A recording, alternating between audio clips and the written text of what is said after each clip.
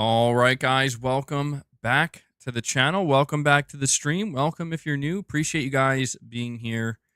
Appreciate you waiting for the intro, as always, to finish up there. Hope everybody's doing well today. We have quite a few different topics to go over and talk about today. The past couple streams, I've been kind of like focused on singular topics and then kind of like randomly branching off into other things. But today we are catching up a little bit on some of the topics that, well, not only just came out today and yesterday, but throughout the week as well. For example, one of the topics we're going to be talking about is yet another game skipping Xbox. This is something that has, uh, you know, it's been popping up more frequently. And it's always interesting to see the reasons that come out, like, oh well, this is why this game is not releasing on Xbox but it is releasing on PlayStation and pretty much everything else. We're going to talk about that. We're going to go over the situation with this game that's skipping Xbox. It is coming to PlayStation. However, there is actually not going to be a native PS5 version, which is also interesting to think about. Could maybe let us know this is why there's not going to be an Xbox version. We're also going to be talking about Bluepoint Games. It's feel like it's been forever, honestly, since we've gotten any official update from Bluepoint Games. And it's not a major update, but it's just kind of one of these things where if you were wondering what Bluepoint Games is doing today, what they're working on, what they're spending their dev time on, they're out here basically letting us know, not literally the name of the game, but what they're doing. So we're going to talk about Bluepoint Games.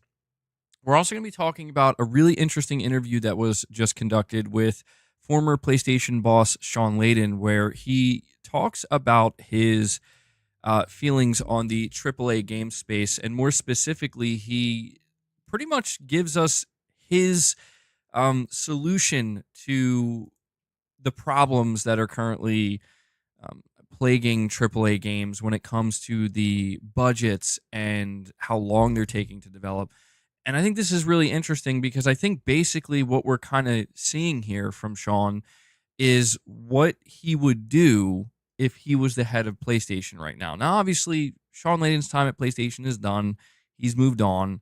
I think we all know that. And there's still people that, call for him to come back. But, it's over. But still, as somebody who was with PlayStation for like 30 years, I want to hear what he has to say, like what he would be doing right now if he was in charge of PlayStation, given the current climate with the AAA space. So we're going to talk about that. We're also going to talk about how the voice actor Tony Todd seems to be straight up teasing the upcoming Venom game. So we'll go over that as well. And let me see what else we have here. We also have an update when it comes to the PlayStation Portal. Sony seems to be listening to player feedback as well as trying to, update this handheld so that way, people can get more from it. We'll talk about that too. So, yeah. So before we dive into any of these topics, guys, Kane, I'm going to read your chat in just a moment. I want to just let you guys know a couple of ways you can help support the content, help support the channel. Obviously, being here, watching the stream live is huge. Thank you guys for spending time with me here and hanging out. I also want to make sure to give a shout out to anybody who can't catch the streams live, but watches them later on. Really appreciate that. I also want to ask you guys to hit that like button. Hitting the like button is the easiest way to let me know you enjoy the streams, and it helps with YouTube's algorithm. 3 ways you can support the content directly. Number 1, become a channel member. You gain access to exclusive perks. One of those perks is the Members Lounge. We just did a Members Lounge the other day where I streamed Elden Ring for 2 hours. It was really fun, really good time. Got a lot of positive feedback on that. And we'll be doing more stuff like that going forward. If you're already a channel member, please consider gifting memberships so you can give that, can give access to that to other people temporarily and also help fund the channel directly. And last but certainly not least, consider donating a super chat. Ask a question, give an opinion, make a statement, anything in between. It all helps tremendously. So thank you guys for that. And there's a bonus way. There's a direct donation link at the top of the chat where you can donate directly through Streamlabs, where 100% of what you donate goes to the content creator. Just another way to help support the channel and the community there. But with that out of the way, I want to read what Kane Z7 has to say here. He says, "EBG, most of the third-party games shown at Nintendo's Direct skip X. I'm just going to say Xbox because I know what you're saying there, but skip Xbox. Japanese-centric games release on the Switch and PlayStation. It's always like that." Yeah, I will say that this wasn't something I was paying much attention to because that's kind of what I've come to expect, that most of the games that are going to be shown at like a Nintendo Direct are probably not going to make their way to Xbox. And occasionally we do see that with PlayStation shows as well. But what I did notice and what did catch my attention is how upset people seem to be. So I want to go over the first report here. Sorry for the brightness of my screen. I keep saying I'm gonna lower the brightness and I keep forgetting, but this is a report from VGC. It says Marvel vs. Capcom fans are angry that the MVC Fighting Collection won't be coming to Xbox. Marvel vs. Capcom fans have reacted angrily to news that the newly announced Marvel vs. Capcom Fighting Collection won't be coming to Xbox. The collection, which was announced during Tuesday's Nintendo Direct, will be released on the Nintendo Switch, the PlayStation 4, and PC, but not Microsoft's consoles. Capcom has yet to explain why Xbox players won't be getting the game, but fans took to social media to voice their displeasure, with the phrase "no Xbox" trending across social media, according to IGN. "I was hype until I saw there was no Xbox version. Why not?" wrote user Bella Drive. "A game like Marvel vs. Capcom should be on as many platforms as possible. Previous Capcom collections have always been on Xbox too. Why is this different?" Another Capcom collection, featuring 2 Ace Attorney investigation games were also announced during the Nintendo Direct. This collection will be coming to Xbox. So, it says here at the end, VGC asked Capcom why the collection isn't currently planned for Xbox. Capcom has yet to respond as of the time of this writing. And I'm looking over a couple of tweets here that they're highlighting. Keith Garlington says, "No Xbox, garbage move, Capcom." And then beneath that, we have Xbox News for Koreans says, "Since the birth of Xbox, every Marvel vs. Capcom game has been released on Xbox. I think Xbox deserves Marvel vs. Capcom Fighting Collection arcade classics. Capcom's decision to exclude Xbox makes no sense at all." Clobril says, "Marvel vs. Capcom Fighting Collection arcade classic is coming exclusively not on Xbox." So yeah, this is something that kind of caught me by surprise because I kind of heard that this game was skipping Xbox. What I didn't realize is how upset so many people are. Now we have a little bit of an update on this, and this is coming from the Gaming Leaks and Rumors subreddit, where it says, according to Windows Central, the Marvel vs. Capcom collection is skipping Xbox because Capcom lacks a pipeline for porting MT framework games to the Series consoles, so to the Series X and the Series S. Now, if we scroll down to the replies here on Reddit, the first most upvoted comment says they also apparently cannot port the MT framework games natively to PS5, which is why almost all of these collections lack native PS5 versions. They just run off of PS4 ports. The MT framework engine isn't supported on Xbox Series and PS5 consoles, and while it used to be supported on Xbox One, it isn't anymore as of 2022. I have no idea why. Somebody else responds by saying frameworks fall out of support and no longer are provided security vulnerability updates to it. It happens all the time in the application developer world. You just have to upgrade your application to a later framework that's supported. Somebody here says, can someone explain to me why it would be harder to port MT framework games to Xbox compared to other platforms? Somebody replies by saying the MT tools for Xbox have probably been left to depreciate for years. So are several SDKs old. The work required to update them to the modern XDK are probably just not worth it for Capcom. Updating them would be more work than actually porting a game. Capcom has moved away from MT framework for the most part and is only used in specific projects. The Marvel collection is probably based on work done in the older Capcom Fighting collection. And so, yeah, it seems like there are some problems here with Xbox and their SDK. Another reply here says, according to Jez Corden and another individual that they tag, it would be hard because there is no pipeline whatsoever. Looking at the games from Capcom that skipped Xbox, I'm guessing PS5 also has no pipeline. They just released the PS4 version, but no PS5. However, Xbox One empty framework was already dead, according to these comments. So setting up Xbox One pipeline for older games / ports may not financially make sense if they can't get direct support from Xbox. This is where I think things get interesting. This is where, everybody right now is blaming Capcom, but apparently the reason why this game is not available on the Xbox consoles is because the framework needed, the pipeline needed, was basically killed off in 2022 when it comes to Microsoft's SDK. So the key here is, at least to me, it seems if Capcom is going to end up bringing this game to Xbox, Microsoft is going to have to get involved and support them in doing so, because it really does kind of come off as, listen, this would make no sense for us because this game's probably not going to sell nearly enough to justify the cost that would be needed to create that pipeline themselves for an SDK that's already been, at least a portion of the SDK that's already dead. We have Eric from 850 coming in with a $50 super chat. Eric, thank you so much for that, man. You're saying here, you've been reading my comments and I haven't been super chatting lately, so I just wanted to correct that. Thanks for being cool with the community. We're normally in sync with our takes. Fuck FromSoft and their difficult games, though. Hope all is well. Well, thank you so much for that, Eric. That was very kind of you to show that type of support. And I do appreciate what you're saying here about, how our syncs are, or our takes are usually in sync with one another. But you're sure to let me know that you're not a fan of From Software's difficult titles. I will say I'm feeling pretty nervous, Eric.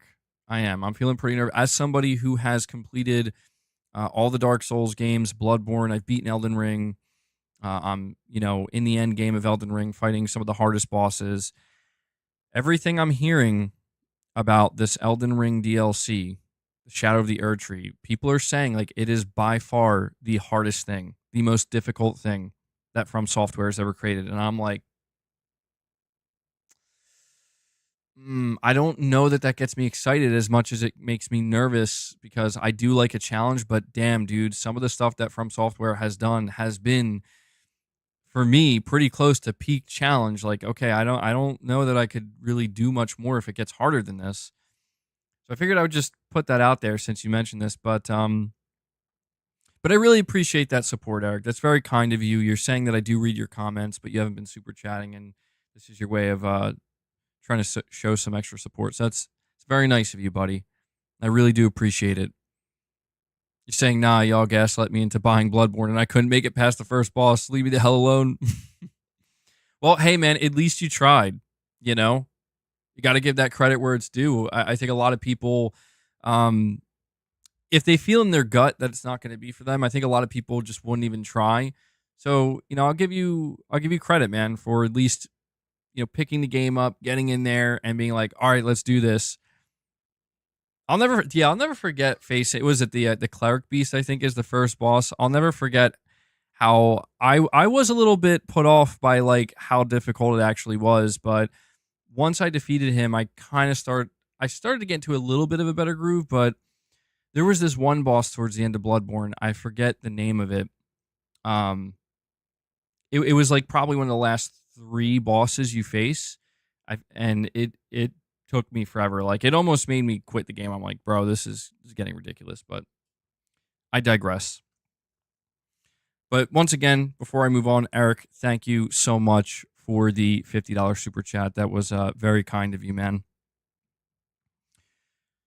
But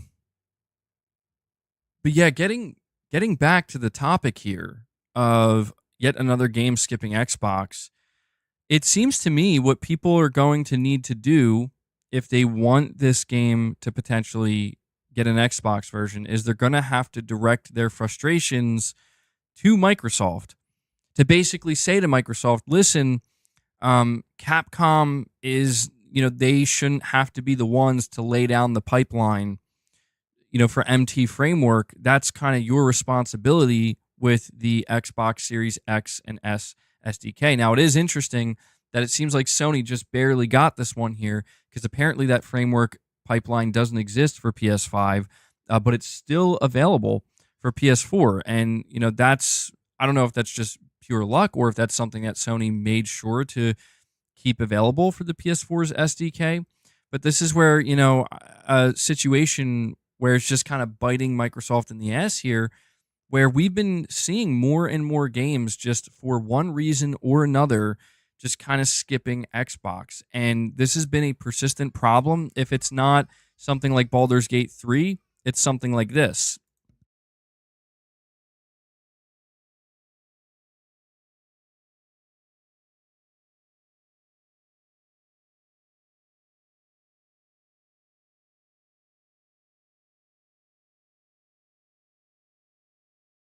My bad. My bad. I had to mute myself for a second because I had to adjust the setting. Sometimes that happens. I always forget to unmute my mic, dude. Like, I mute it and then we should be good now. We should be good. Apologies for that. We good now? I think there's a slight delay. I'm just making sure we're good. You guys can hear me. Okay. All right, we're good. But yeah, this is a continuous problem for Xbox that it's pretty sad to see, right? Like, it's sad to see that there are so many people expressing their frustration for not getting a game. And it's weird to me because I ran into a comment where somebody said to me, I think it was a couple streams ago, we were talking about Black Myth Wukong and the fact that that game is not releasing on Xbox, and there's no date being given for when it's going to release on Xbox. And they did confirm it is because of development problems with the Xbox Series S version, very much like what we saw with Baldur's Gate 3. And somebody had left a comment, and I'm paraphrasing what they said, where they were basically saying, man, who cares about Black Myth Wukong? We have so many other games to look forward to and play. And I get that. That's true, but I feel like that's completely missing the point here, and it almost just sounds like it sounds like p- some people are trying to downplay some of these games that are skipping Xbox, that are not going to be available on Xbox. And I think that's a huge mistake because I think that's the wrong message to send to Microsoft. I think the worst message you could send to Microsoft, because I just try to think if PlayStation was doing this, what kind of message would I want to send to Sony? The message you should be sending to Microsoft is this is a big deal, and you should see it as a big deal because Black Myth Wukong, look, I don't know how it's going to review, but the previews are out, and there are people basically saying like this looks like it could potentially be game of the year material. It's a huge game, and it's doing some amazing things based off of what people have played in the preview cycle. So I feel like the message you want to send to Microsoft is this is not good. That, like, yeah, we're getting most other games, but we're missing out on a huge game that other consoles like the PS5 are going to get day one. Yeah, and a lot of people are like, well, hey, we should go to PC. Sorry about that. You're saying the mic was skipping a little bit. Hopefully this corrects it. Yeah, my bad. I always try to figure out the right balance with the gain. Let me know how it is now. I put it up a little bit. Sometimes I have it too high. Sometimes I have it too low. I'm always trying to figure it out. Should be good now, though. But we look at something like the Marvel versus Capcom collection, and it's a completely different reason. And I just don't know if maybe Microsoft, they just have horrible luck, right? I don't know what it is. Maybe just they make some poor decisions. They've made some poor decisions in the console space that are impacting them so negatively. Where in the case of a game like Black Myth Wukong, it's, yeah, sorry, we don't know when we're going to be able to release this game on the Xbox because of the Series S. People are now starting to maybe face the fact that the Series S maybe was not the wisest decision. Maybe some people would go as far to say it was a bad decision and should have been a thing that just never happened. I've even seen some Xbox players on my channel saying that's how they feel, that they feel like the Series S was a mistake and they really wish it just never happened. And I always kind of thought to myself, if Sony did that with the PS5, it would concern me, you know? It would concern me. It would definitely concern me if they were just like, yeah, we have this less powerful version of the PS5 that every game's going to have to be tethered to, and so there might be some games that get delayed or just not release on the platform because of it. I feel like that could have been easily avoided.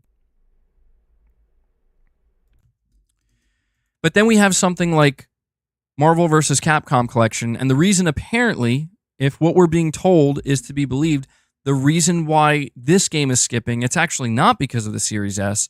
It's because of both of the consoles. It's because of the SDK, the development environment. It just literally doesn't have the necessary required pipeline to bring this game over. The PS4 does. The Nintendo Switch does. PC does. The only consoles that don't are the Xbox Series consoles.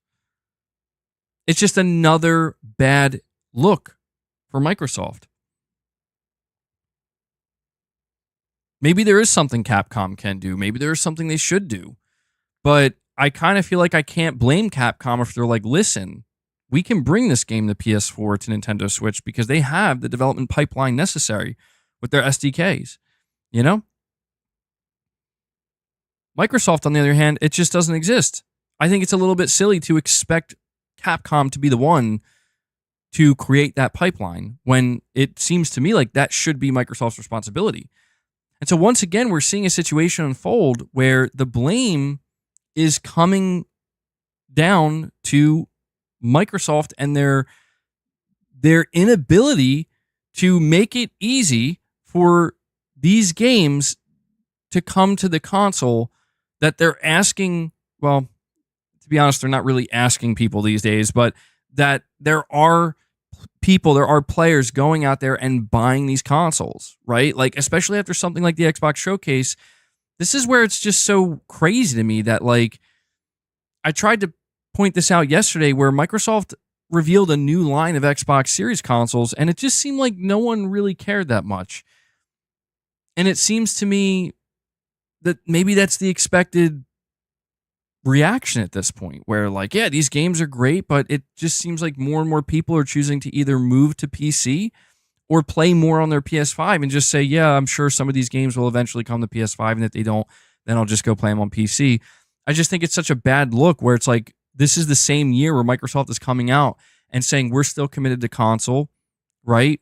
We are developing a next-gen console. It's going to be the biggest technical leap ever. Meanwhile, we're just hearing, like, every couple of weeks, it feels like we're hearing about another game that's skipping this batch of consoles for one reason or another. Phantom Blade Zero is another one. I thought Phantom Blade Zero was a console exclusive that Sony locked down. Turns out, no, it's not exclusive at all. Even the developers are saying, no, we don't have a deal with Sony. We're just not making it for Xbox. So it just kind of turns into, like, at what point do you, if you're an Xbox player, at what point do you kind of look at this and be like, so I'm not getting Phantom Blade Zero, I'm not getting Black Myth Wukong, I'm now not going to get the Marvel vs. Capcom collection. Meanwhile, if you're on PlayStation, you're getting all of that. So an Xbox player might turn and say, well, you know what, it's okay because look at all the games that Microsoft did show, like Fable, Gears of War E-Day, Perfect Dark, so on and so forth. But even then, PlayStation players are looking at those games as well, saying, okay, cool. When are they coming to PlayStation? That's the situation. Like, that is the situation that Microsoft put their own console fan base in, and that's crazy to me. Because it really just seems like as more time goes by, as more games continue to kind of skip the Xbox console, it just seems to me like Microsoft doesn't really feel like they have to do anything about it. It's almost like they're completely okay with it. They're completely okay where it's like, look, for us, for Microsoft, the importance of the console is it's just a vessel for Game Pass. And that's it. We're not trying to really give you everything. And we don't care if we lose out on some things. We're even taking some of our games and putting them over to PlayStation and Switch. So really, it's just a Game Pass machine. And maybe that doesn't have to be so bad. Maybe that is the smartest approach going forward.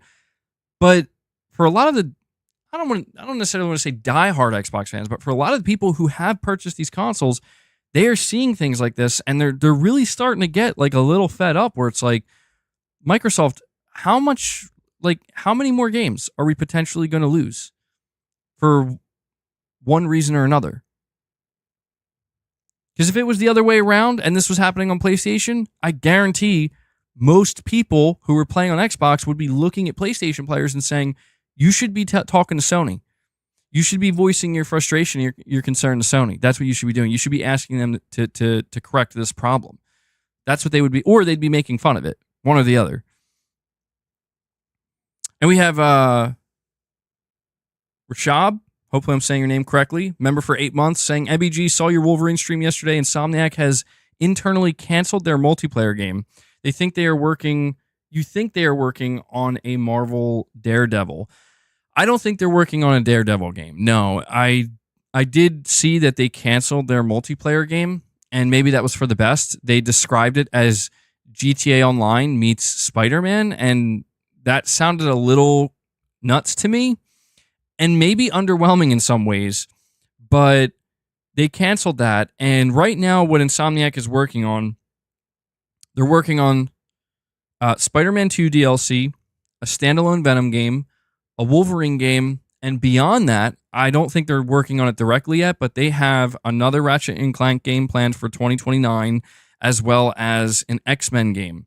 And in between those, they have Spider-Man 3 as well. So they have a solid pipeline of where they're going and what games they're going to have. And that could change. That's many years from now. But that is the pipeline for Insomniac. They are the Marvel studio at this point in time. That could change if things go poorly sales-wise, but as of right now, that's where it stands.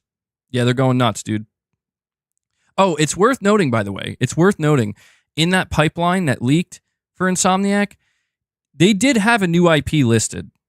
It's just this new IP is coming many years from now. Like, it's not even... It's just, it's something in like the next decade they would like to try to start. So it's at least nice to know that even though they are the Marvel studio, they are still thinking about a new original IP at some point, even if it comes in the year 2033. But, yeah. Yeah, 2030 or beyond. We have Piper saying only PlayStation fanboys care about this. No, you're wrong about that, Piper.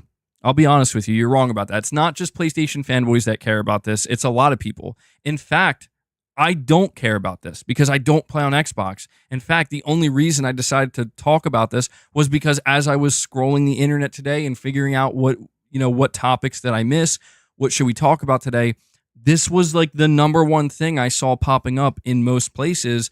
And I constantly, when I was on X, constantly seeing people posting about it. And I'm like, what is going on here? And I started to see like, holy crap, like it was something that I didn't even really know about until I started figuring out what am I going to talk about today. And I saw, dude, people are losing their shit over this. I think Capcom even had to like disable their comments or something like that on the trailer. I'd have to double check on that. But yeah, it was like a pretty big deal. And listen, I went on this tangent yesterday and I will continue to say this.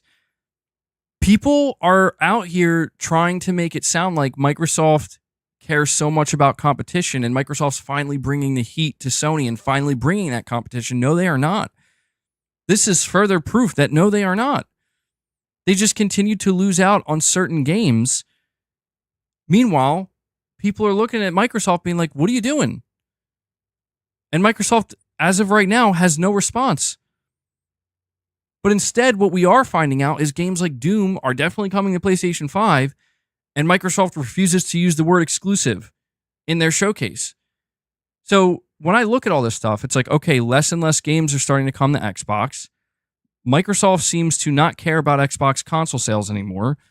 They put on a big showcase as a major publisher where over half the games that are shown are coming to PlayStation 5. They don't use the word exclusive one time. One of their first-party games was confirmed for PS5. And the game that had the most showtime was Call of Duty. How is this competition again exactly? It's not. It's not competition. And Piper with another chat saying Microsoft is doing just fine. You are correct about that. Microsoft are doing just fine. And, you know, if I had to guess at this point in time, what do I think Microsoft is trying to achieve here? I think what Microsoft is trying to achieve is just letting Sony make their own mistakes potentially. Everybody thinks that what Microsoft is doing is in the name of trying to get one over on PlayStation. I don't think that's it at all. I don't think Microsoft is even remotely trying to hurt PlayStation, let alone compete with them. I think what Microsoft is doing at this point in time is just looking at Sony and saying, oh, that's cool. You guys are still trying to sell consoles and, you know, trying to make as much money off of your storefront. That's cool. Yeah, we're not really doing that anymore. We're not. It's something we kind of dabble with, you know, but we're not trying to take that from you. So don't get complacent, because that's the thing I'm seeing, right? A lot of people are saying Sony's becoming complacent now, and it is because of the lack of competition from Microsoft. And the more I think about it, the more I believe that is the truth. Not necessarily that Sony's getting complacent. We have to see. Sony has like 4 to 5 games lined up for this year. That doesn't seem like complacency to me, but there is a layer to PlayStation that is missing that I think some people are viewing as this is complacent, because how come Microsoft had a big show but Sony didn't? It's like, well, yeah, that's a problem, at least in my opinion. Let's see what they do. They have a PS5 Pro. The way Sony decides to handle the PS5 Pro is going to tell us just how complacent or non-complacent they really are. That's the truth. If Sony is truly complacent, they're going to do the bare minimum when they roll out the PS5 Pro, and that's going to be unfortunate. But if they're not complacent, Sony's going to care very much about making a big deal about the PS5 Pro by really trying to get people excited about it by putting on a decent show and having some new games there to sell alongside the PS5 Pro, or to, at the very least, entice you to invest in one because these games are coming. We're going to find out. But I will tell you, nothing Microsoft is doing is helping fuel the competition. Sony won this generation. This generation is over. This generation is completely over. Microsoft, they won out, you know, buying Activision Blizzard. They have Bethesda. They have 40 plus studios. They have a massive pipeline of games, and they are a publishing behemoth. So yes, Microsoft is doing just fine. But in terms of the competitive conversation, it almost seems like what we are witnessing are groups of people on the internet trying to keep that conversation alive, but that's really the only place it'll be alive. It's almost like it's not real. You know, seeing people talk about how, like, oh man, Microsoft really just put Sony in the dirt. It's like, but did they? Because if you're Sony, you're probably checking your numbers every day and being like, yeah, we're still selling PS5s just fine. We have like 5 games coming for the rest of this year. All of our studios are cooking up some big stuff. We're making more money than ever. Bungie's making a comeback. If you're Sony, you probably are like, oh, look at that. We're getting Doom. Well, that's a nice little surprise. Didn't expect that. If you're Sony, you're probably looking at, oh, look at that. Phantom Blade Zero. It's not releasing on Xbox. We just got a console exclusive without having to do anything. Oh, Black Myth Wukong. Look at that. That game's coming out in just a couple months. It's now going to be a timed console exclusive. We didn't have to do anything. We didn't have to pay for that. This is the literal opposite of competition. If anything, all the things that are happening, it's probably making Sony, which I hope this isn't the case, but it's probably making them feel like there's no rush at all. I'm not saying I want Sony to rush. I'm just saying that, you know, I hope that they're not just going to sit back and be like, well, we'll do a showcase next year, guys. I don't want to see that. But it definitely, I think, is making Sony feel like, okay, well, this generation's over. We won, and there is really no serious competition right now. Microsoft's goal is to be the biggest publisher in the world, and Sony PlayStation is like their biggest partner. It's crazy how it's turned out, but that is probably how Microsoft is viewing it. Because Microsoft, they've played this game many times, dude. Microsoft has played this game of, you know what? Don't worry. We're going to come to you and we're going to get your money. All right?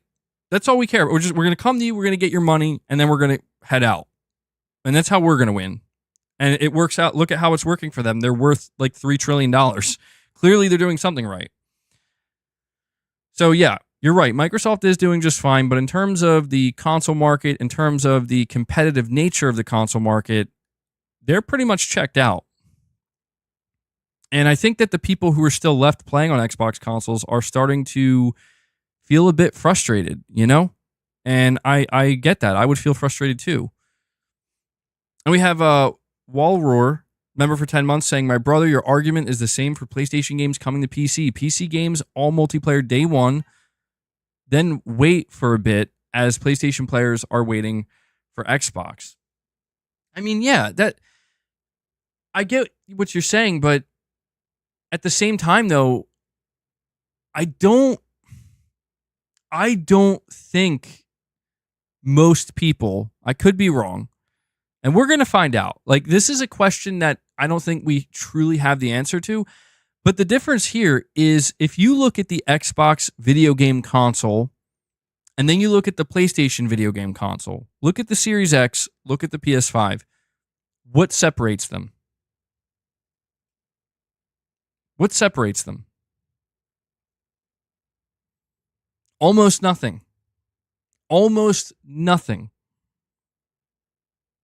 They're both high-end consoles with somewhat closed ecosystems that you buy, you plug into your TV underneath your entertainment center, and you sit on your sofa or your recliner and you play games.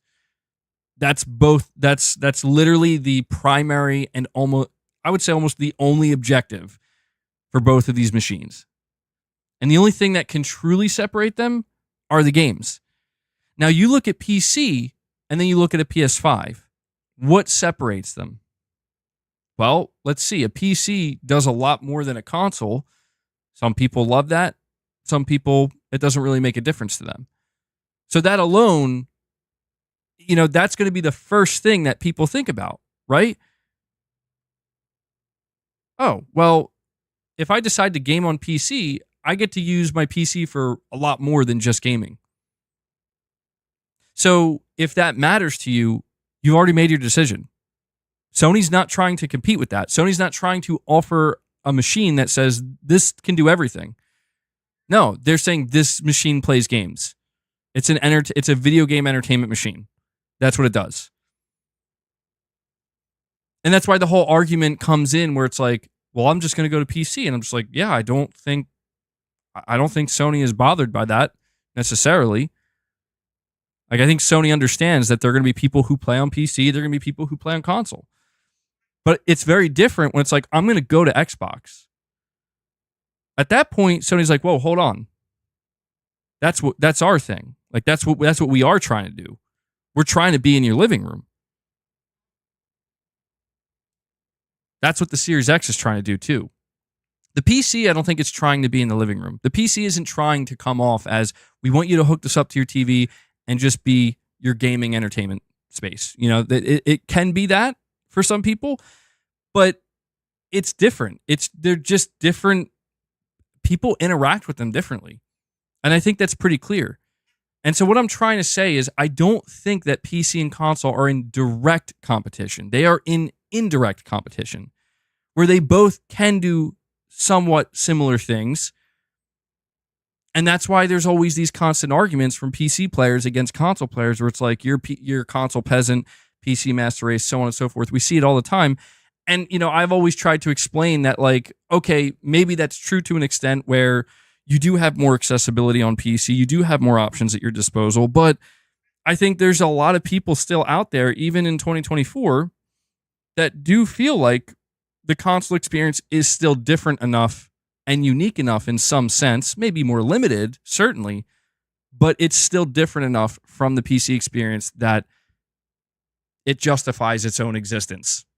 And I think some people gravitate towards that. I guess what I'm trying to say here is that if Sony were, and I don't think they're going to do this, I think actually Sony made it pretty clear they're not doing this, but if Sony were to come out and say all of our games are going to PC day one, I think it would hurt some console sales, yes. Like, I think Sony would lose a chunk of console sales, but I still think the PS5 would do very well. I think the PlayStation 6 would still do very well. Like, I think there are still tens of millions of people who would still buy the console, and they wouldn't give a shit that Microsoft or that Sony's putting their games on PC. Are there people who would give a shit and say, oh, well, the only reason I was going to buy a PlayStation 6 was because of this game, but if it's coming to PC, yeah, I'm just going to go to PC. Yeah, of course. Of course that would happen. Of course. But I just think that it's different where if you look at the Xbox side of things, when you say that PlayStation players are in the same position as PC players. Oh, hello, Leia. A wild Leia just appeared on my lap. She never jumps on my lap. Hold on. No sudden movements. Boss is getting jealous.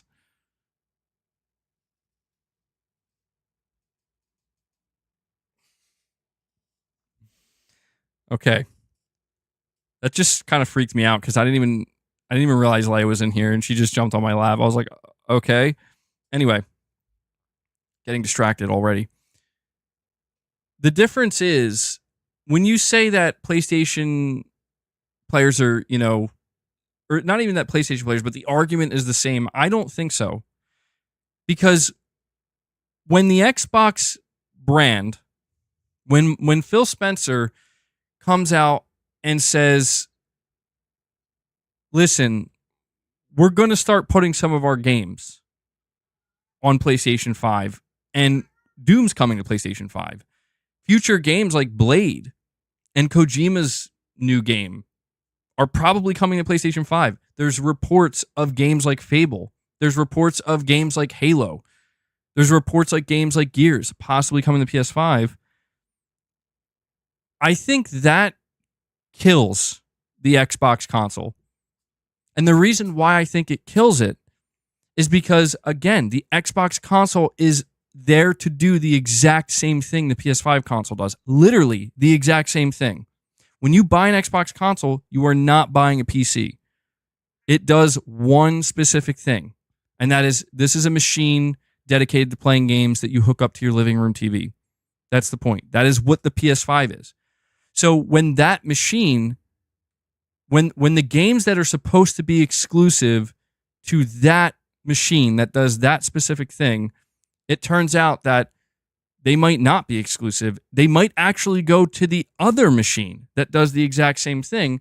But on top of that, you find out that that other machine, that being the PS5, that does the exact same thing, their games are not coming to your machine. That is a death sentence. And that's the difference between what's happening with the Xbox console, the PlayStation 5 console, and the PlayStation 5 console to the PC. PC players, there are some PC players who act as if, or who believe, I'm not going to say they act, they believe that some of these games that Sony's putting on PC, and as they put more and more, that is a death sentence to the PS5 console. And as of right now, that's been proven wrong. It could change, but as of right now, that's been proven wrong. It's not a death sentence to the PS5 console. The PS5 is doing just as well as the PS4, even with all of these games on PC. However, on the Xbox side of things, it's the opposite. Everything that Xbox has been doing has proven to be a death sentence to the Xbox Series consoles. The Xbox Series consoles are not selling. like at all. Like the PS5 is like outselling it like 5-1.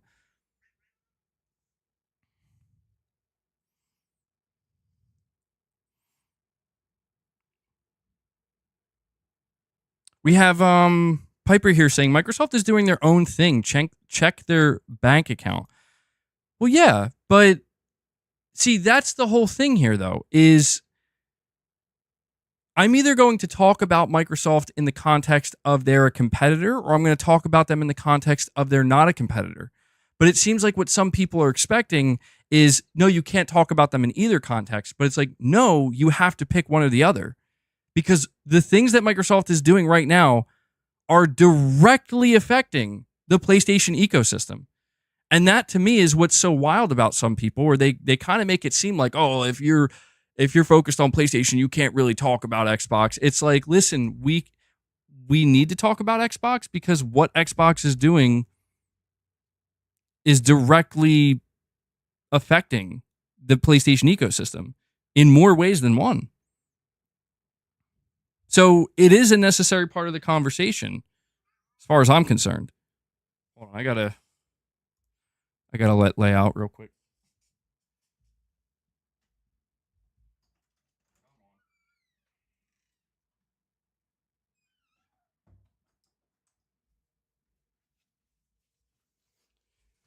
She was crying at the door.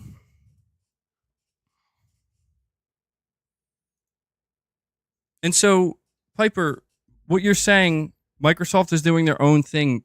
Check their bank account. Like, dude, if you want me to sit here and tell you that Microsoft is making, like, has more money than Sony, yes. If you want me to tell you that Microsoft is trying to leapfrog Sony in the gaming industry, not in the console business, but in the gaming industry, to be above Sony and make more money than Sony, yes.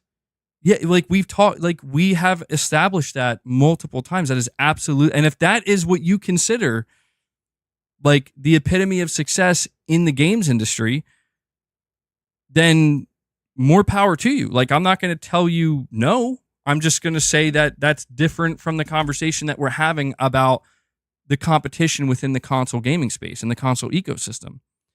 Because, see, this is where, if what you're saying, Microsoft is doing their own thing, if we're talking about the console ecosystem and the console space, well, then part of them doing their own thing is giving up on the console and no longer caring about the success of their console. Therefore, in turn, maybe not caring as much about the people who buy their consoles, as we've seen with multiple games just not coming to the platform.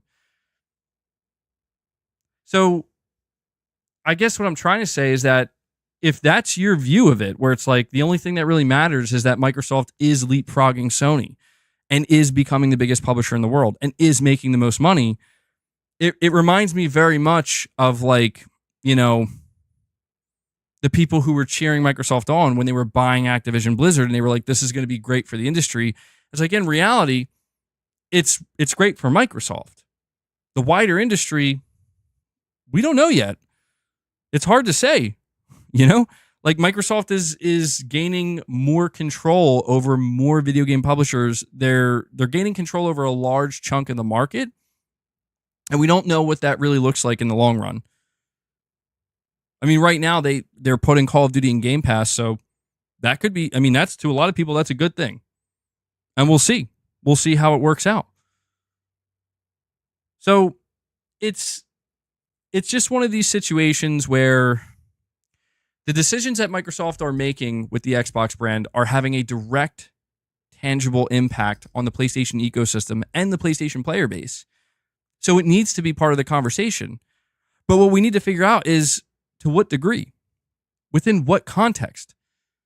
Because I was just told a week and a half ago by a lot of people on the internet that Microsoft just put Sony in the dirt, right? That Microsoft just, they did just leapfrog Sony, right? They have more games than Sony. They have better games than Sony. Like, they really just made Sony look like a joke.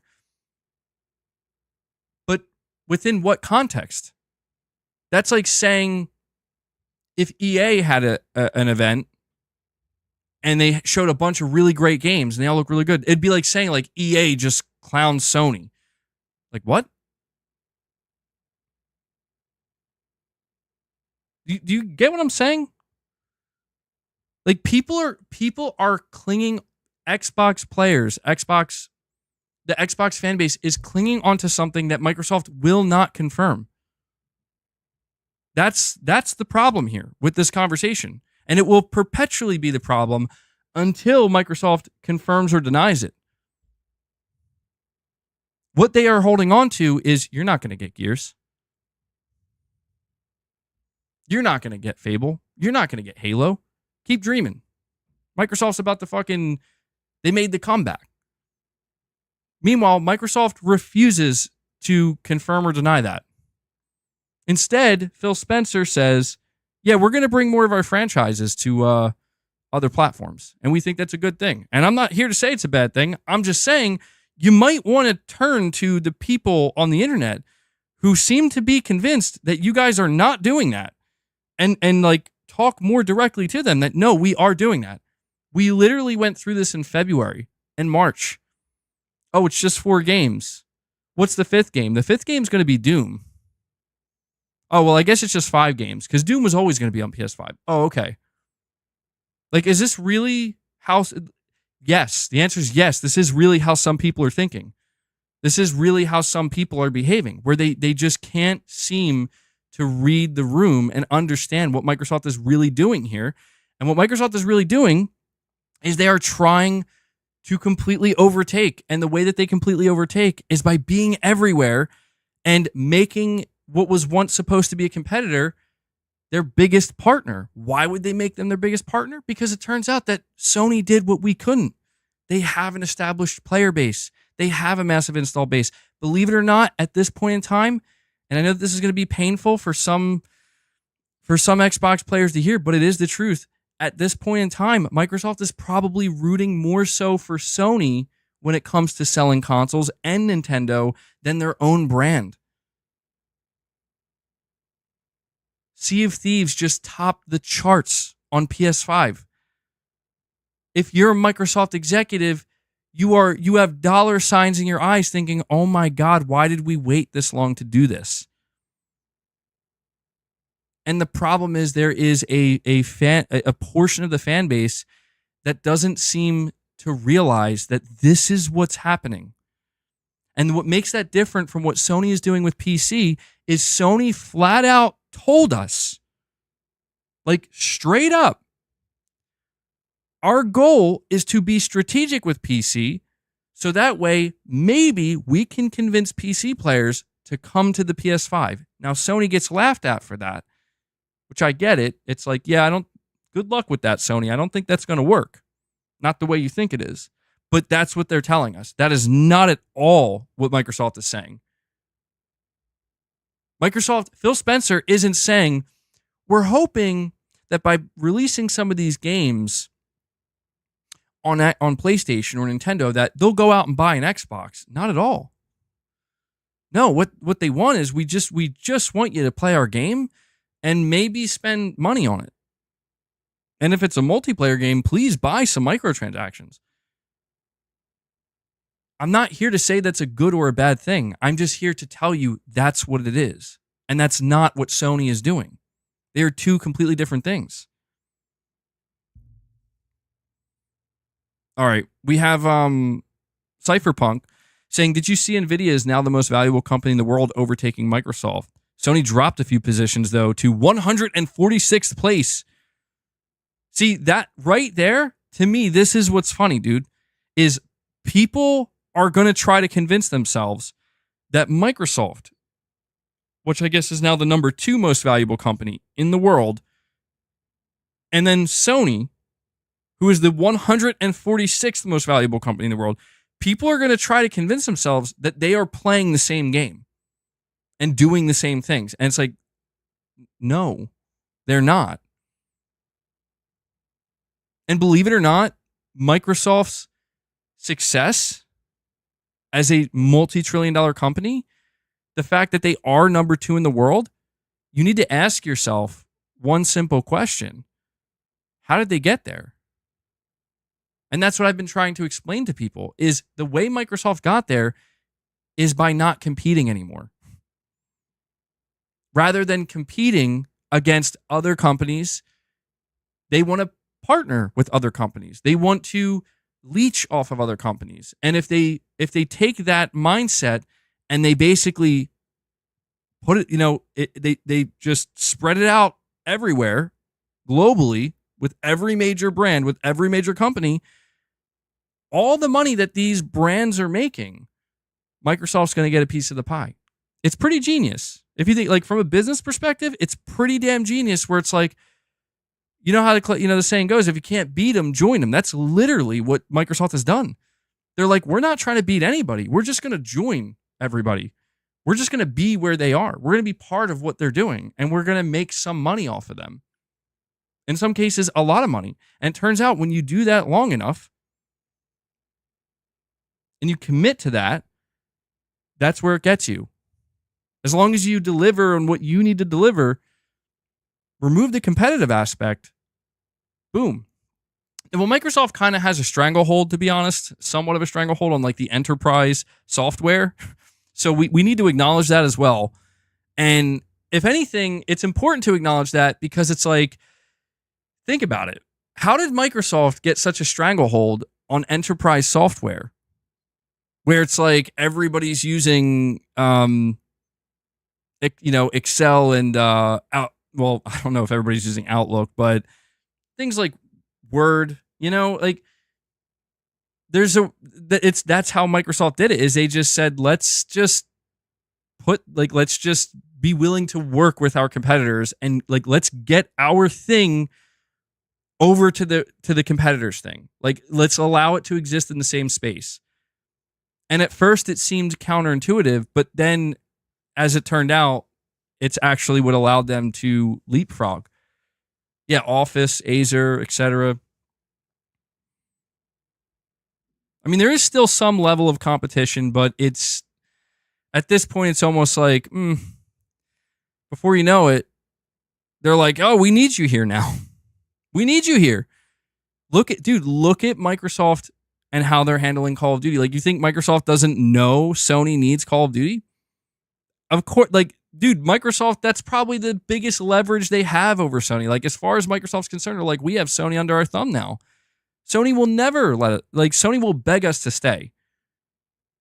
And Microsoft will have no problem staying because they're like, yeah, we're making a ton of money off of you. But you need us here.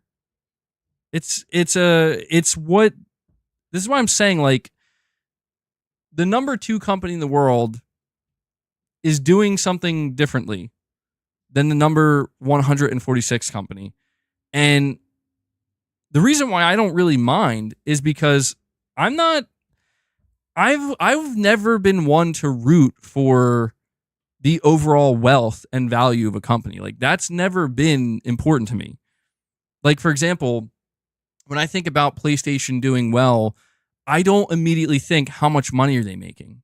No, I think how successful are their products?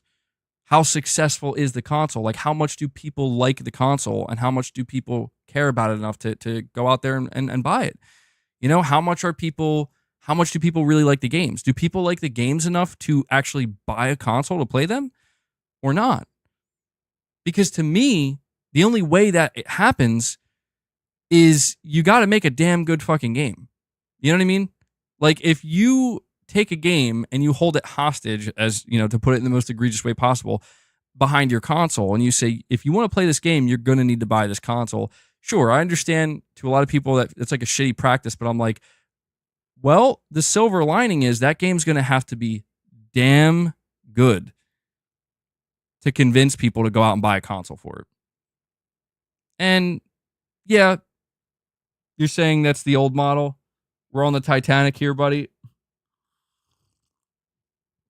You're probably, in the long run, you're probably right, yeah. But the truth is, and I've said this before, Sony does not have the money that Microsoft has. I want you to think about this for a moment. Think about Xbox in the year 2020. All right? the launch of the Series X. But instead of Microsoft being worth $1 trillion or $2 trillion and being one of the richest companies in the world, I want you to imagine they had the same amount of money as Sony. Okay? Like they're like a multi-billion dollar, which is still huge, by the way. Still massive. But obviously, $1 trillion, $1 billion, big difference. Now, I want you to imagine Microsoft was essentially had the same amount of money overall as a company, as a business, as Sony. But they were in that position that they were in the year 2020, where the competition is clearly beating you out. There's really not nearly as much excitement for your next-gen console as you were hoping, and you don't have a launch lineup, and you're in a bad position.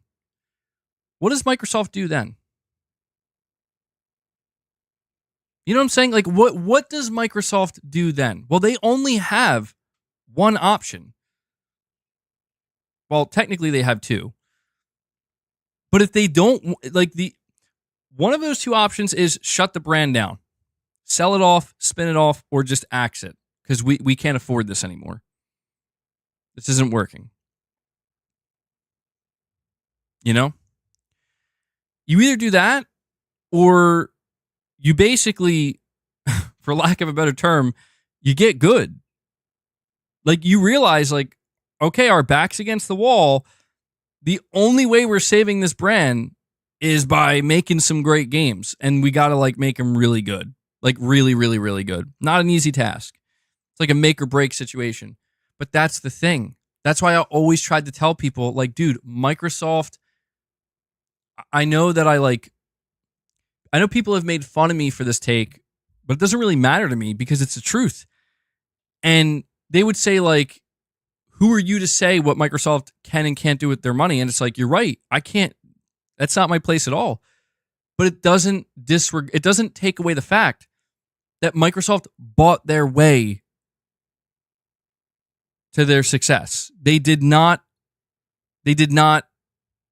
make they didn't make these games, man. At least not all of them. The games that are putting them in the number one spot, they didn't make them. And you could argue the same thing with Sony, where it's okay, well, the PlayStation brand only makes as much money as it does because of Call of Duty, and Sony doesn't make Call of Duty, and you're absolutely fucking right. You're absolutely right. Hence why I never really cared about Sony's panic over Call of Duty. In fact, I look at Sony and think, damn, maybe you got a little too comfortable relying on a third-party game to do the heavy lifting for you. But I can't blame them, It's not like Sony. It's not like Sony was the determining factor in how successful Call of Duty was going to be and how much money it was going to make on their platform. Sony didn't decide that. But what they did decide is to become reliant on it, And that's where Sony was never and never would be in a position where they can say, you know what? That game, Call of Duty, look at how much money it's making us. Look at how important and vital it is to our entire ecosystem. We need to buy that. We need to secure that now and make sure it's ours. Not only so we get 100% of the revenue, but also so nobody can potentially take it. Sony could never do that. That's why Microsoft did it. And if we're talking about the world of business, not the world of console ecosystems and the competition in the console ecosystems, we're talking about the world of business. That is Microsoft's big fuck you to Sony, and why Microsoft is laughing at Sony. And it's why Microsoft doesn't care if a PlayStation player says, LOL, thanks for your games, Microsoft. Your console sucks now. Dude, Microsoft is just oh, let me wipe away those tears with my $100 bills. You know what I mean? It's that's literally what it is. It's the epitome of fuck you money. That is what Microsoft has, And that was their greatest weapon. And they realized, like, we can't make games as good as Sony or Nintendo. We just can't. We're not winning people over with the games we're making now. We didn't even have a launch lineup ready for our console. What the fuck? Like, Game Pass isn't growing. What are we going to do? What are we going to do? And that's where it's just like, you know what? We do have one thing that they don't have, and that is some fuck you money. I mean, some real, yeah, exactly. They're wiping away their tears with PlayStation users' money. But that's the thing. If you're a PlayStation user, it's like, well, you still don't lose, though. You know what I mean? It's unfortunate because it seems like the only thing Microsoft really sacrificed here, as nuts as it sounds, and I know some people are still in denial about this, but it really seems like the only thing Microsoft needed to truly sacrifice in order to make this work the way that they want it to work is like all of those hardcore console players that, you know, again, you look back at February this year, the meltdowns that were happening, kind of the realization that this portion of our audience and our fan base, we're just going to have to kind of like let them go.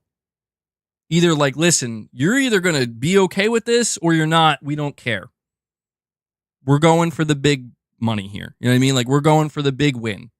And if you're not on board with that, all right, well, go buy our games on PlayStation or PC. You know what I mean? And that just seems to be the necessary sacrifice that, and yeah, Rudy, I'm not saying Sony's a broke company. They're not. Like, Sony can afford a lot, but I'm saying, like, Sony would not have been able to buy Activision Blizzard, just flat out. At least I don't think so. Like, it would be so unbelievably risky for them. It just wouldn't be worth it. It wouldn't. No matter how much security that would give them by having Call of Duty, it's like, dude, you are on thin ice now after an acquisition like that. One fuck up and you're done. Microsoft isn't. That's why I'm saying Microsoft is not in that position, dude. Call of Duty can fuck up next year and the year after that and the year after that, and Microsoft can cover that cost. Of course, they don't want that to happen, but they can do that, and covering that cost would be like a drop in the bucket for them. For somebody like Sony, that wouldn't be a drop in the bucket. That'd be like, oh, dude, like, we can't afford that. We just spent $70 billion on this. We can't afford to fuck up. Like, one fuck up and that's it. You know? That's the difference, man. And that's why I'm just trying to, when we have these conversations, I'm trying to separate certain things so that way people know what matters to them. Like, if you don't care about the console ecosystem or the console space, then pretty much nothing regarding what we would consider Sony's success or Nintendo's success matters. If the only thing that matters to you is, I want this company to be the biggest publisher so they can keep feeding me games in Game Pass, then this conversation doesn't really do much for you at all. If that's the only context that matters to you, then you don't give a shit what happens to the console. Then you don't give a shit if Microsoft puts all their games on PlayStation. The only thing you give a shit about is, are you, Microsoft, you continuing to put these games in Game Pass? And that's totally fair. That's totally fair. But that's not what matters to me personally. That's why when people bring that stuff up, I'm not here to fight you or say, like, no, you're wrong. I'm just here to say that's not what matters to me personally. I just wish more people would realize that. You know what I mean?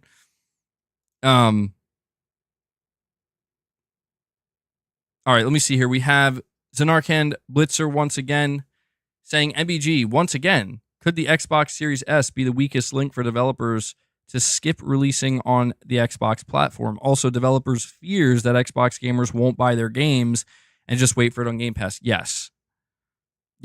All of those things are a problem. But that's where it's like, Microsoft, see, this is what's so funny about Microsoft, dude, is, and Phil knows that. This is why Phil, if you watch that IGN interview, like, he was pretty hyped up because he knows, dude. Like, he's not stupid. He knows the score. Phil was getting pretty hyped up because he knows that there's nothing any developer could do to hurt them now. Because I want you to know that I started this by talking about yet another game skipping Xbox, right? You think about the other games we talked about that are not releasing on Xbox, or at least not anytime soon, games getting delayed, whatever. And then you mention the fact that maybe some devs are just going to be like, it's not even worth porting our game to this ecosystem because are they even going to buy it? They're just going to sit there and wait for it to come to Game Pass, and we're never planning on putting our game on Game Pass. So what's the point? Microsoft has made themselves bulletproof, where it's like, bitch, we're putting Call of Duty in Game Pass. Who gives a shit about you? I've already seen that energy coming from Xbox players. Literally just what I described. I think it's a bad mindset, but it's happening. And Microsoft knows, dude. The mindset is, who cares about Black Myth Wukong, bro? Do you see the games I'm getting in Game Pass? Are you kidding me? You can keep Black Myth Wukong. I don't care. I'm getting Call of Duty in Game Pass. Like, Microsoft knew when they did this is why they were so desperate to get this to go through, because they knew that if they could make the numbers work, if we can drop Call of Duty into Game Pass, some players might be upset when we lose out some games. Yeah. Some of the console buyers might be upset, but there's that you can't fight that. You cannot fight that. It is the singular win that Microsoft paid an unbelievable amount of money for. They paid for that win, and nothing can take it away from them. The only thing that could take that win away from them is themselves, is if they produce a Call of Duty so bad that people are like, oh my God, you ruined Call of Duty. But I don't think it's going to happen anytime soon. People feel the opposite with Black Ops 6. And I'm saying, like, this is the game Microsoft is playing, where they're like, we don't care about what the industry is doing. Like what that individual said earlier about Microsoft is doing their own thing. Yes, they are. They do not care about this industry anymore, dude. The only thing that they know is that they paid for their win. They're getting their win, and they're going to keep, they're in that lane. So whatever happens in the console space doesn't matter. Whatever happens on a wider scale, with the industry doesn't matter. Microsoft got theirs. They paid for theirs. And now it's just going to be all about, let's ring it for all it's worth,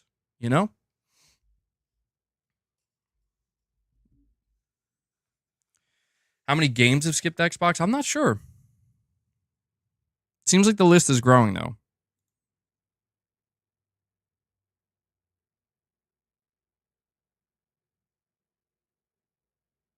All right, we have Alvin here. He says, Microsoft wants to be Hydra with tentacles in every aspect of gaming. That's why they'll keep consoles but don't care about competing. Can't stay Hydra by cutting weak tentacles. Need to reach everywhere. That's a good way of putting it, Alvin. Interesting analogy there. But yeah, that is it. Yes. And here's the thing. Somebody might ask, oh, sorry, I thought I was going to sneeze there. Somebody might ask, well, doesn't Sony want to achieve the same thing? Like, doesn't Nintendo, don't they all have the same end goal in mind? And the answer is yes. But between Microsoft, between Sony, and between Nintendo, and even Valve for that matter, only one of these companies truly has the type of capital to brute force that into reality if they get their way. Sony would love to have that, but Sony can't go around just dropping a cool $69 billion. No way. No way. Sony has to be more strategic because they literally can't afford to do stuff like that. Same with Nintendo. That's why Nintendo is like, we're just going to keep doing our thing because whatever Microsoft's doing, we can't do that. That's not even a thought. You know what I mean? And that's why I'm just trying to tell people, man, like, listen, if there's one company out here that can afford to do it, that's directly involved in the gaming ecosystems, like has its own gaming ecosystem, There's only one company that can afford to do that and is doing that. And it's like, listen, if you're all for it, be all for it. But I'm not. I'm just not. Like, I don't know if that makes me on the sinking Titanic, then so be it. But I'm not. Like, I'm not. I couldn't bring myself. I wouldn't root for Sony if they bought a mega publisher. Like, I wouldn't. I would genuinely think to myself, like, damn, okay, so this is happening, because if Sony bought a mega publisher, they don't even have something like Game Pass. It would just be like, so go buy the games that you were already going to buy, that you were already going to get. Yeah, we'll be talking about Bluepoint soon. That's next up on the docket.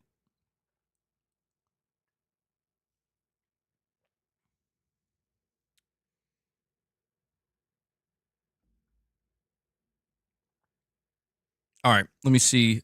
We have Piper once again saying, we are consumers. Why are we celebrating? PlayStation 5 sales show me the games. Well, I've always tried to explain that for me, and this is just for me. All right, this is my evaluation after all these years of following the gaming industry. It's not that I'm celebrating console sales. The question needs to be asked, why do I care about console sales? The only reason I care about console sales, at least in the realm of PlayStation, is because I've always maintained the belief, and maybe one day I'll be proven wrong. And that'll be an interesting day. If the day comes where I'm proven wrong, then it pretty much uproots the entire belief that I have surrounding the nature of video game consoles. The belief that I have is that if a company like Sony wants to create a dedicated gaming machine, slap the PlayStation logo on it, call it the PS5, and then say, we're going to charge $500 for this machine. And the question is, okay, what does it do? Oh, it plays games pretty well. Like, pretty well, Going to get 4K, 60 FPS a lot of times. Going to get performance mode. Sometimes we get 120 FPS. It's going to be good. Okay, $500 is a lot. Why would I consider this over something like a gaming PC? Or why would I consider this over another console like the Xbox Series X or even the Nintendo Switch? See, and that is the whole point, is Sony knows it's a hard sell. No matter what, getting somebody to buy your video game console is a hard sell. And that's not even where the money is really made.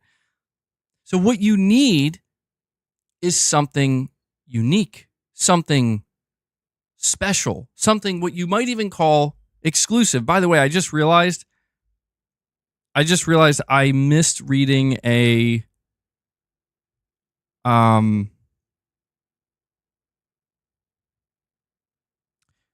direct donation from Henry 3K. I'm going to read that. I'll read that next. I have that up. We just finished making this point. My belief is that the only way you sell a video game console, the only way you convince somebody to come to you to give you $400, $500, $600, whatever it might be, is you have to create not just one, but a plethora of video games that stand out so much, that offer such high quality, that have such a high quality mark, that not only are the characters and the stories and everything about this unique to this one brand and maybe even this one console, but it's of a higher quality than you would usually get from anybody else. Now, that's not always the case. To be clear, that's not always the case. We do get sometimes bland, mediocre, or not fully, functional games from these companies. But I would say it's relatively rare, at least in my opinion, in my experience with Sony. Like they usually hit that mark.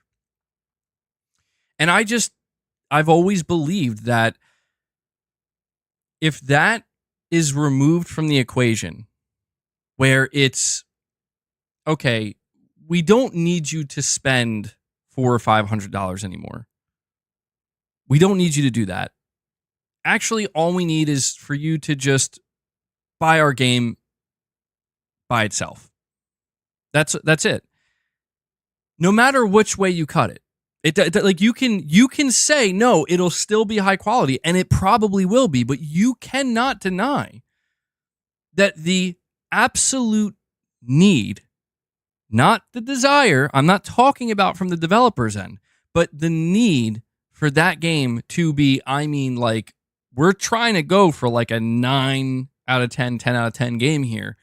That's not a requirement anymore. It's just not. It's like, it's still something they could try to strive for. It's still something that they could try to achieve. But on a more objective scale here, like, once you tell people you don't have to buy a $500 machine and you alleviate that pressure, there's more wiggle room. There's more breathing room. And maybe that could be a good thing for some games. But this is where, why do you think when Sony talks to their shareholders, they talk about the big tentpole games? Why do you think Sony comes out and says, we have Astrobot, we have Until Dawn Remake, we got this Lego Horizon game, but Sony literally tells their shareholders, but we don't have any big tentpole titles. It's because those are the games. Those are the games that are going to truly reach the highest level of quality. And that's what they're pushing for. And they're pushing for that because they know that these are going to be the games that are going to convince people it will be worth investing in this ecosystem. I'm not saying that if you don't have that, it means these games are going to be shit. I'm not saying that. I'm saying there's less pressure, and having less pressure can, and a lot of times does, result in, well, the bar isn't really being raised here. Why do people complain so much these days? They're like, why are so many AAA games, like, they seem to just kind of all be doing the same thing, or it just seems like we've reached a point of, like, you could say somewhat stagnation in certain areas. And it's like, because that's how it's went, man. Like, we've reached that point where the AAA game has kind of become like, all right, listen, we just need to do enough to convince people this is worth 70. And that's why with a lot of these AAA game developers, not all of them, like, there are still those that are going to still stand out on occasion, but a lot of AAA third-party developers, it's like, yeah, they do sometimes seem to just be following a certain formula, and they refuse to deviate from it. And you could maybe even argue that this is something that Sony may have fallen into a little bit as well. Just a little bit. Where it's like, oh, Sony, you're making too many sequels, and you're just kind of doing, you're relying on the things that worked last gen that brought you to the next level last gen. You're just kind of doing it again now without necessarily doing anything too fresh or too new. And this is what everybody's kind of waiting to see. It's like, all right, Sony,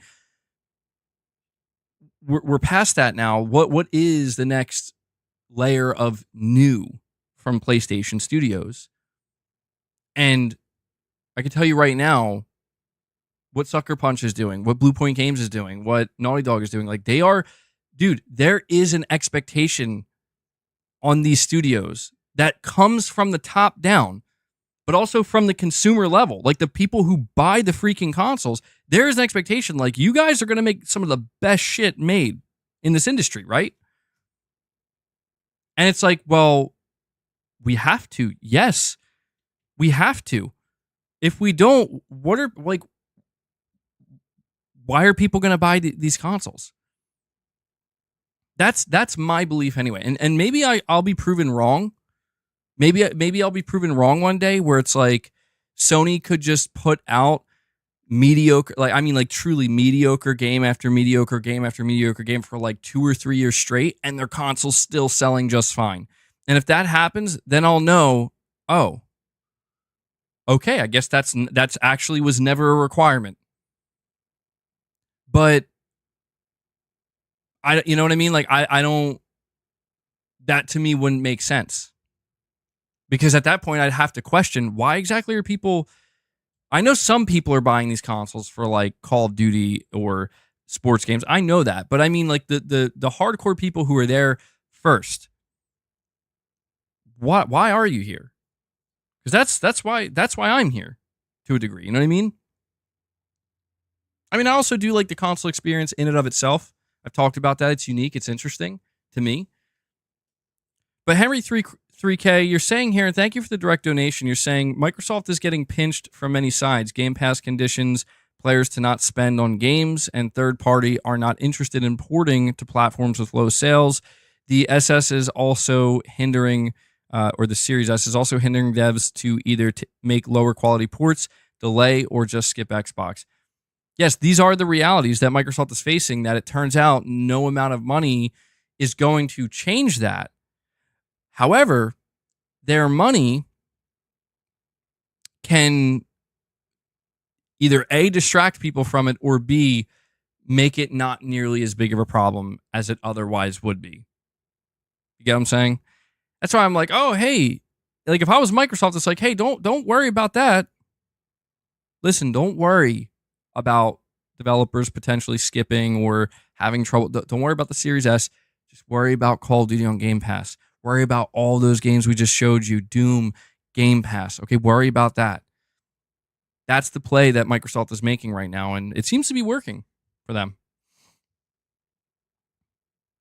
We have Shattered Glass 23 saying Microsoft is doing their own thing, but Xbox is giving everything to PlayStation and Nintendo. They are third party now. Capcom and EA, Microsoft makes trillions doing Microsoft things.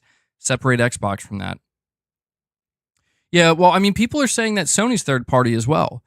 You know, Sony's third party because they're putting Lego Horizon, on these other, not on these other consoles, on Switch, and they're porting they're bringing and releasing their multiplayer games day one on the PC. So Sony's multi-platform third party.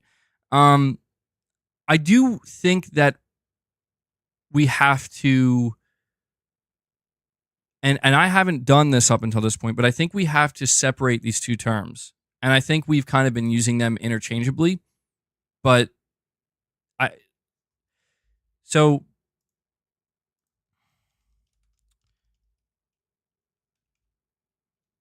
me bring this up here.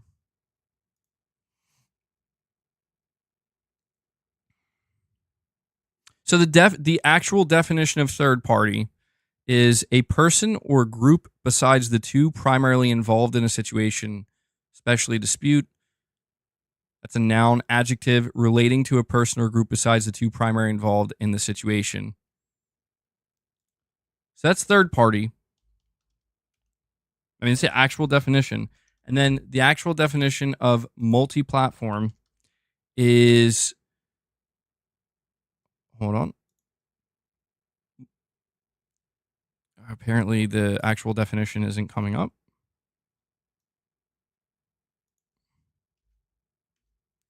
The definition of multi-platform, compatible with or involving more than one type of computer or operating system. So what are we thinking? We equating them to the same thing?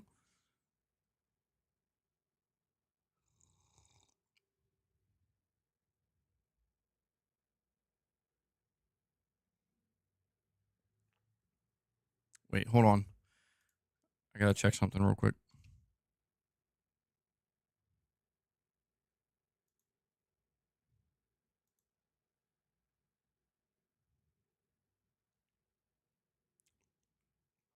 Because I don't know, when people would talk about Sony and they would say Sony is multi-platform, I've always agreed with that. Like, yes, Sony is literally multi-platform because they have games, not all of them, but they do release games on multiple platforms. So they are literally, by definition, multi-platform. Third party, I don't know. I feel like third party, at least to me, it's a little bit different because when we talk about third parties in the context of the video game industry, we are talking about major publishers that are focused on releasing all of their games everywhere. And this is why I feel like we cannot call Microsoft third party yet, because as of like they are not like they haven't confirmed that. And that's what people are holding on to. You can call EA third party, you can call Konami third party, you can call Capcom third party, you can call these publishers third party, because they do not, they make it crystal clear we are trying to literally be on all platforms as frequently as possible. And I feel like with Microsoft, they're still taking what I would call a multi-platform approach, like Sony is. But the difference is that they are now beginning to incorporate a literal, what was once a direct competing platform. If you publish a first-party game, you can't be third. It's oxymoronic. Yeah, that's what I mean. Is it's like, yeah, it doesn't really make any sense. So you could say that like Microsoft is a third-party publisher on a case-by-case basis, but also a first-party publisher until we're otherwise notified. You know what I mean? Like that, yeah, I don't know. It's the semantics of it all, really.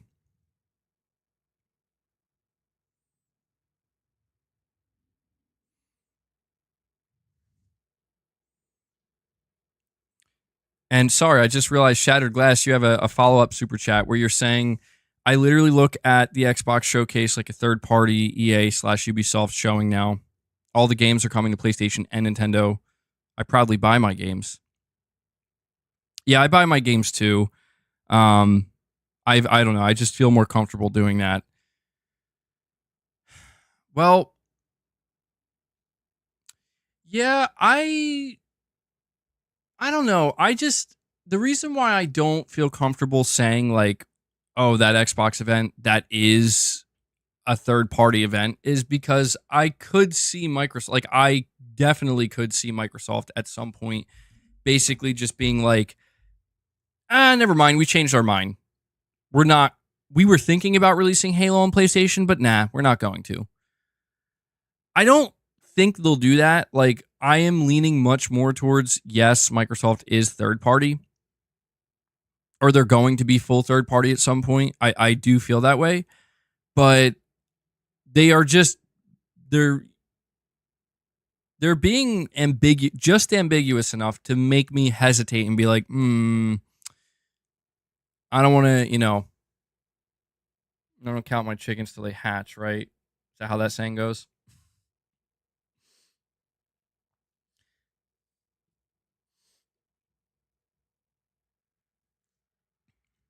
And we have Wes here.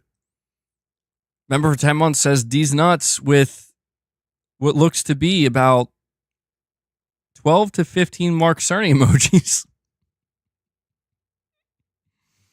All right, Wes. Thank you for that. It's a message from Mark Cerny himself. We have Piper here saying, at this point, I'm just ready to see the great games that you're talking about. I'm in agreement, Piper. I'm at that point too. Putting the whole platform discussion aside, yeah, we are. That's the whole thing, dude. Is like all of this for me hinges around. Look, there's always the conversation about PlayStation better, Xbox games better, PlayStation games better. And what I've learned throughout the years is that, you're not really going to change anybody's opinion. You're not going to change their mind. Like if somebody, like, here's what I'm going to say. My expectation for PlayStation, and man, I hope they don't let me down. They might. And if they do, that's going to really suck. But my expectation for PlayStation is when they have a show, whenever it is, like if it's this September or if it's early next year, whenever they're like, okay, now we're finally ready to show you some of our studios and their bigger projects that they've been cooking. My expectation is they're going to show things that look so good, it's going to basically end the conversations that people are having right now. Like, just completely eviscerate them. It's like, LOL, PlayStation doesn't have games, or PlayStation's disappointing, or PlayStation can't compete. You know, I mean, there are people saying that, or like PlayStation is in the dirt, so on and so forth. Like, you know, and like people who thought that what Microsoft showed was so good, it's kind of going to be a situation where it's like, oh, that's cute, but let's show you this. That may seem arrogant, and maybe it is arrogant, but that's because that's what Sony has done this entire time.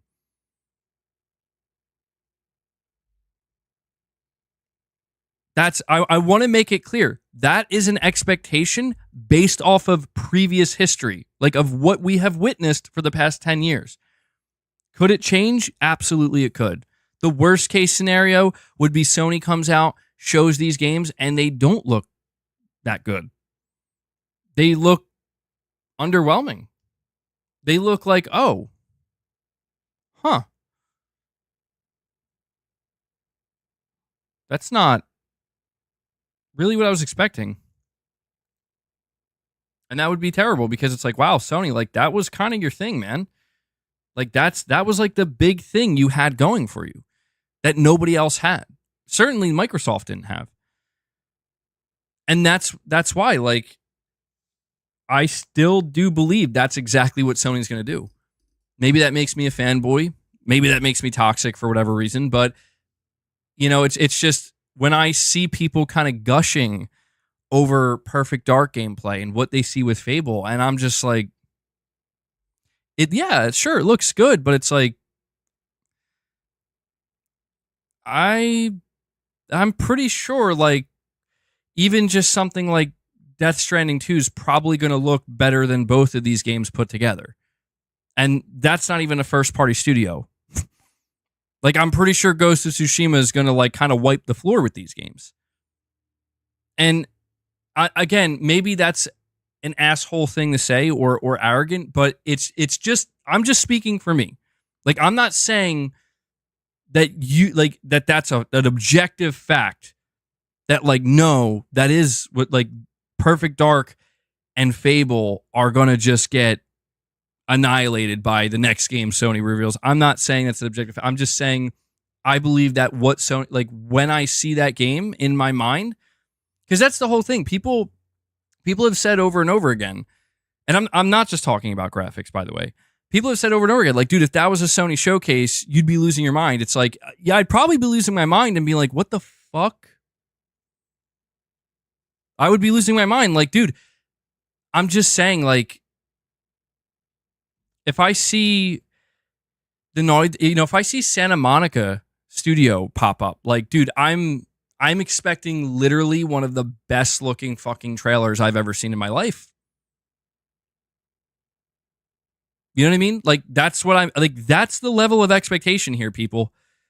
I'm not expecting something just pretty good, or like, wow, that looks really, really good, man. Like, no, I'm expecting, like, dude, this is the same studio that just delivered God of War Ragnarok. Yeah, I'm expecting this to be fucking next level. And I'm just saying I didn't see anything. The closest thing you could maybe say that looked next level, so to speak, maybe could be Gears of War E-Day, but even then, it was basically a cinematic. And if it looks like that, then fuck yeah. I mean, if they really innovate with some of the Gears of War gameplay, they could do some crazy shit. They said, like, they're going to lean into the horror aspect. Like, they could do it. They could. But I don't know, man. I do have a higher expectation from PlayStation, and maybe that is unfair. Maybe that's too much pressure for that group of studios, but I just need to once again reaffirm that, like, that expectation was created by them. Like, whatever dude, when Naughty Dog shows their next game, I am literally expecting it to be like just something that it overrides pretty much. Like, the only thing it won't override is GTA 6. That's what I'm expecting. Like, that is the level of, like, fucking insane, like, just like, whoa, you know? And again, that's based off of did you see what they did with games like The Last of Us Part 2 and Uncharted 4 and even The Last of Us 1? Like, yeah, like that's it. That has what has led to it'd be like, it's like when From Software, right? For the next like Elden Ring. Or I don't know if it'll be called like whatever their next big mainline game is, like their next big mainline RPG. It's like, yeah, you are not gonna expect anybody to reveal an action RPG that will look anywhere near as good as what From Software's next action RPG is going to be. You know what I'm saying? It's kind of like that. Dark Souls 4, that'd be sick. Oh, dude, I would go nuts over Dark Souls 4. Although I just don't know how they would do it. I feel like Elden Ring in many ways is kind of like Dark Souls 4. It's like the spiritual successor, you know? But we have Rand718 saying, "What's your thoughts on Sony skipping Gamescom?"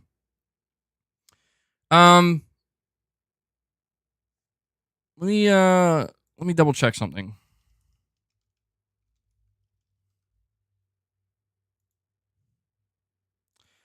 Well, Sony skipped Gamescom in 2023.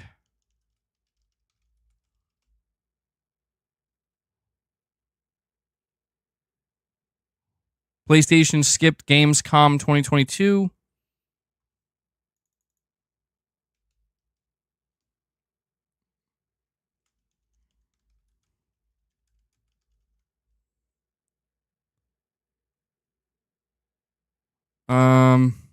Well, here we go. We have a Push Square article. Sony skips Gamescom presence for the 5th year in a row. I don't think anything, dude. I just think, yep, Sony doesn't do Gamescom anymore. They haven't done Gamescom for the past 5 years. So, you know, I've seen some people saying maybe this lends credence to them doing a showcase. I would be very careful with that. I would be very careful with assuming that's what this is, you know, confirming low key, because I don't know, man.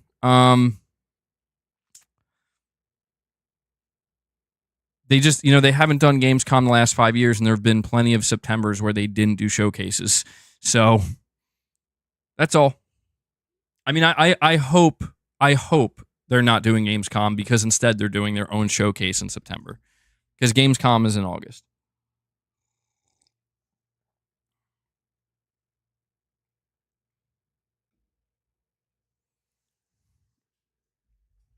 Xbox quality is Hellblade 2.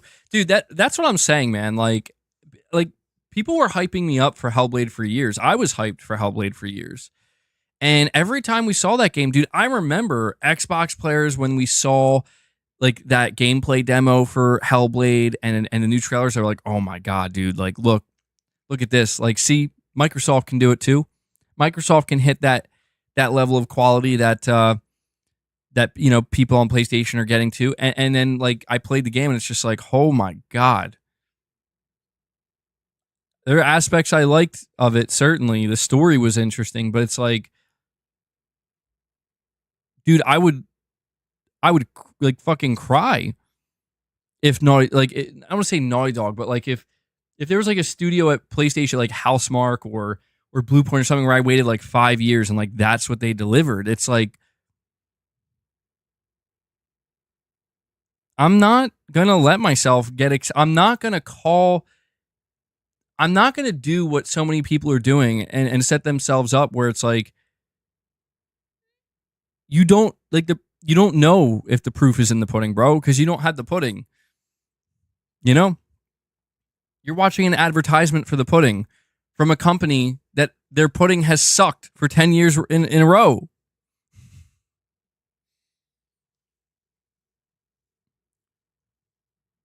Anyway, speaking of Bluepoint Games, let's move on to that. PlayStation Studios Bluepoint Games still working on its mysterious original title. All the way back in 2021, it was revealed that Bluepoint Games was working on something completely original The Austin-based developer is best known for its stellar remakes in Shadow of the Colossus and Demon's Souls. And so word of this new project had people curious as to what the team could possibly be cooking. Almost 3 years later, and we still don't know what Bluepoint's got up its sleeve. The whole thing's shrouded in mystery at this point, but the project is still happening. Head of technology Peter Dalton has provided the smallest of updates on Twitter, where he writes, quote, "Nothing has changed since our statement that we are working on an original title. Everything takes time. We are committed to sharpening our skills." End quote. Interesting. Sharpening your skills, eh? As is the case with many developers under Sony's PlayStation Studios banner, we simply don't know what kind of production timeline Bluepoint is adhering to. All we can do is wait for the eventual announcement. But this is, this is an excuse to talk about Bluepoint, and I feel like I haven't talked about Bluepoint in a little while. And yeah, it's true. In 2021, when they were acquired, the most shocking thing we learned wasn't that they were acquired, was that they said, yeah, we're not making a remake or a remaster. That's all that the studio has been known for, and that's what they kind of mastered. But instead, they said, we're making something original. They're making an original title. That's what he said, original title. Is that a new IP? Well, not necessarily. What's super interesting about the terminology, original title, is it could be a sequel. It could be a new game in a established franchise or an established IP. Like, that's what's interesting about using the term original title. It doesn't mean new intellectual property necessarily, or like a reboot, yeah, or reimagining. I find it interesting. We're still sharpening our skills. You think he's hinting at something? Zanarcan Blitzer once again saying MBG Bluepoint games have been very quiet for some time. Could they be working on Metal Gear Solid 1 remake like the rumor from a few years ago? No. Zanarcan. It's worth noting, man. Like I said, Bluepoint confirmed they're not doing a remake. They're not doing a remake, so I don't think it's anything Metal Gear related. I wonder if it's Uncharted, dude. Yeah, that's Irfan. That's what I'm thinking. It's going to be a Sony IP. Demon's Souls 2 or Bloodborne 2.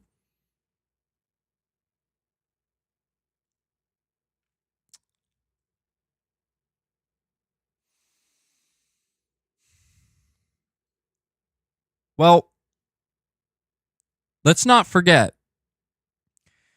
during Sony's most recent earnings, it was their business update, whatever they want to call it.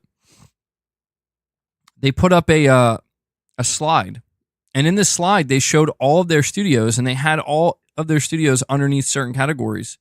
And the category that Bluepoint was listed under was a support studio.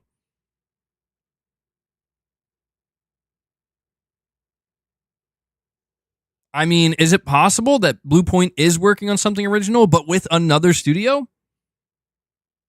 Are they working with FromSoft on something original? And they're basically acting as a huge support studio in the same way that, let's say, Sony Japan was when they were making Bloodborne? I don't know. Just some food for thought. Piper with the $2 chat says, bro, at this point, you're delusional. Well, I mean, could you explain? I mean, listen, I don't mind if somebody wants to say I'm delusional. I just would like to know the reasoning behind it. I'll even heart it. I'll even heart the chat because I'm trying to be nice. Digital Dude 25 with the $2 chat says, I really hope it's Uncharted.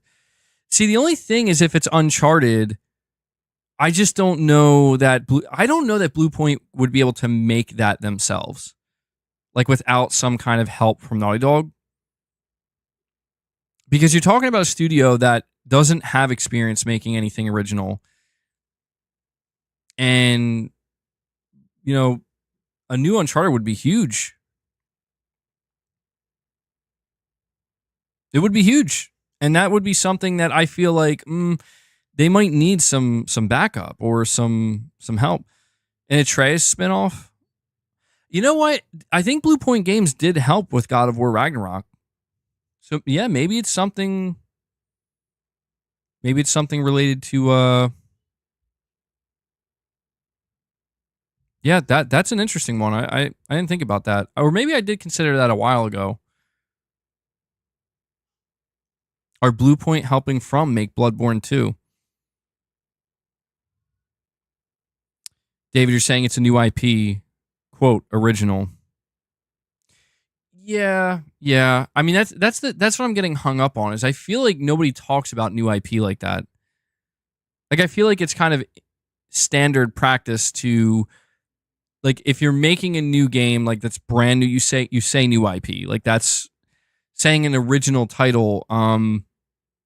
I feel like that leaves just enough room to maybe be like, oh, okay, so it's an original title, as in it's a brand new one, but from like, again, original. He's saying we're making an original game, and I feel like that leaves just enough room where it's like, oh, it's not an original series, right? Or a new IP. It's from an established series, but it's an original game in an established series. I don't know. I just wonder when we're going to see it, though. I find it, by the way, I do want to say I find it very interesting that this developer just casually. I find it interesting that they just casually answered this person, because it's worth noting that this developer didn't just come out and be like, oh, here's an update. No, somebody asked them, like, can you confirm like what you're still working on? And that's what he said. We have Money here saying the industry is caught up with Sony graphically. Yeah, maybe. In some cases, yeah. That's why I'm curious, dude. I'm curious to see like what Bluepoint's next game could look like graphically. I'm not saying graphics are everything, but you know, it's a big part of it, at least for me. Did I see that he replied to a Bloodborne related tweet? Oh, I did not. Hold on.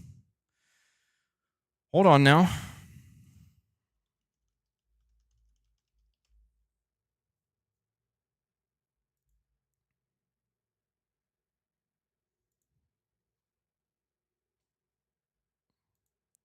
Let me go check.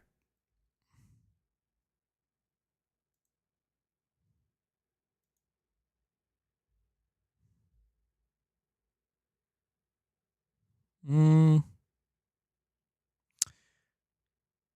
not seeing it. Hold on. Maybe.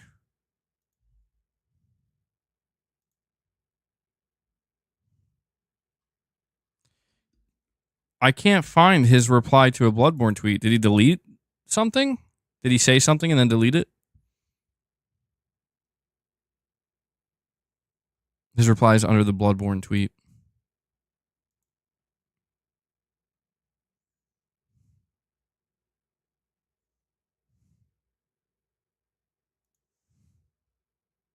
Dude, I don't know. I'm not.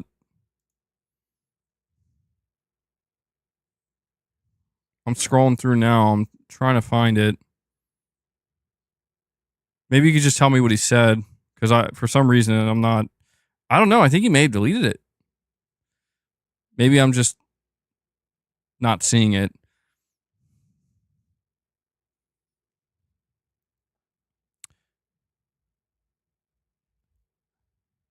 You're saying he quote tweeted. Hold on.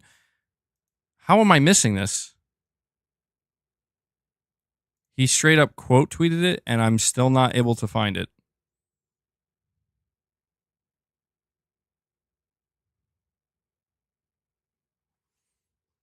Bro, I'm not even kidding. Like, it's not here.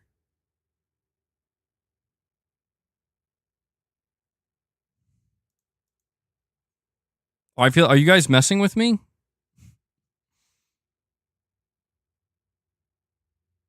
From Culture Crave?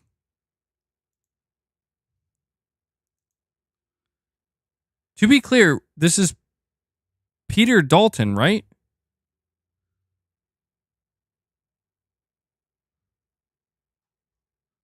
Dude, I'm on his account right now. His latest tweet is a quote tweet from 15 hours ago. Oh, okay. All right. Well, hold on. So I was looking at it this whole time, but it doesn't seem to have anything to do with Bloodborne.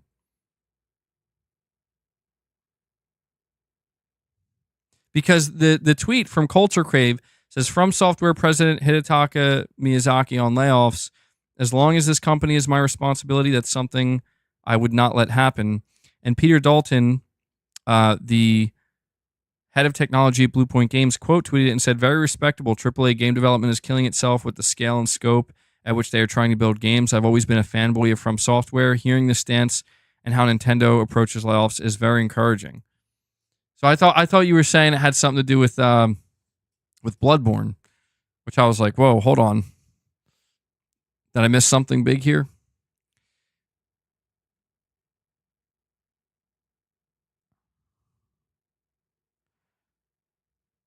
Digital Dude 25, you're saying Uncharted is original.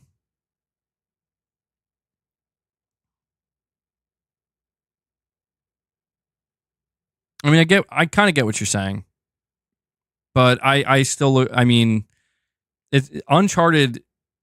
It's an established franchise, you know. But like that's what I'm saying. Like if they were making a new Uncharted, they could say like, oh, we're making an original title in an established series. You know what I mean? I guess it really depends on which way you read it. It could be taken one of two ways. Space Wolf, you're saying it sounds like a new IP to you. I wouldn't be surprised if it was a new IP, only because I could see maybe one of the requirements for I almost said Bloodborne, for Bluepoint to get acquired is we want to be able to work on something original. Oh, and there was that leaked piece of concept art.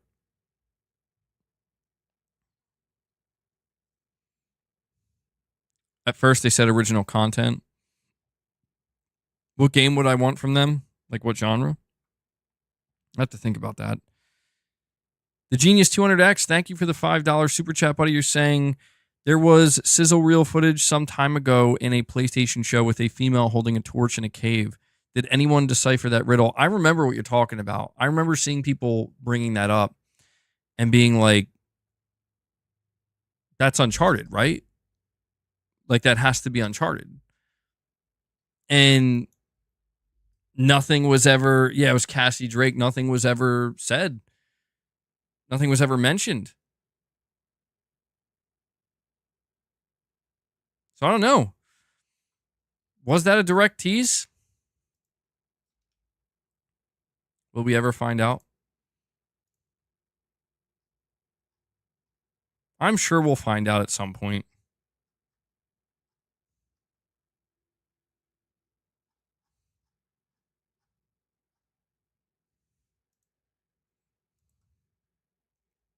I don't know. I'm still really thinking about the fact that Sony recently listed. All right. Sony listed Bluepoint as a support studio.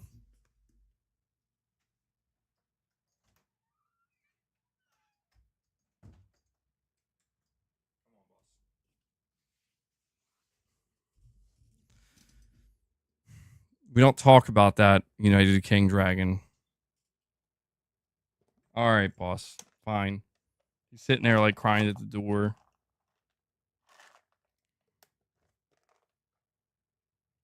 Boss doing boss stuff? Absolutely.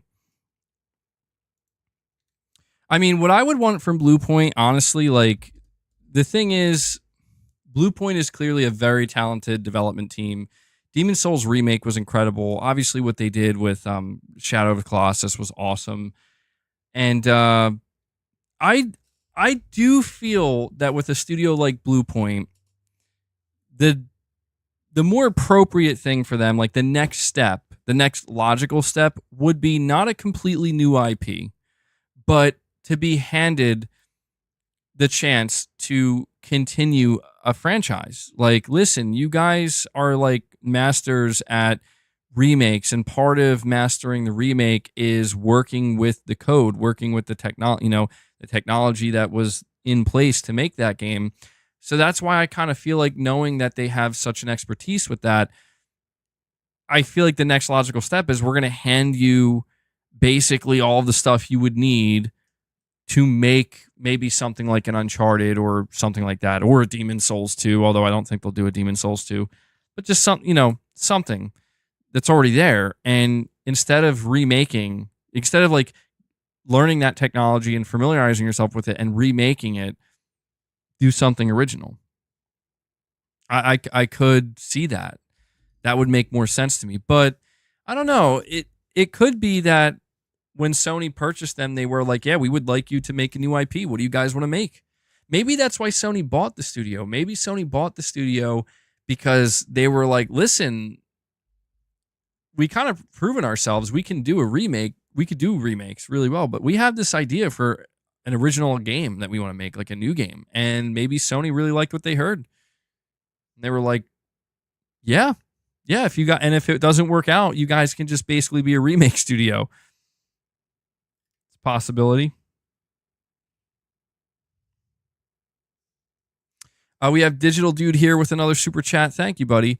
Saying, when I think of PlayStation, I think of Uncharted. PlayStation would be stupid to not do another one. I do think they're doing another one. See, here's the thing.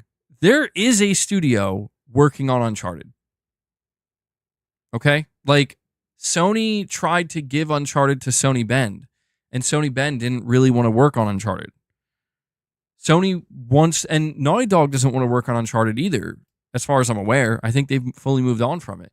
But Sony wants more Uncharted. They have a new Uncharted movie coming out, or that they're going to make, and Uncharted is one of their biggest franchises. It's one of their best-selling franchises. So, yeah, there is a studio underneath Sony right now working on Uncharted. The question simply is, which one is it? Which one? And I do think Bluepoint is a real contender. MBG, Bluepoint is working on a spinoff for God of War. Shinobi said that on Era. Oh, shit. When did he say that? Oh, okay.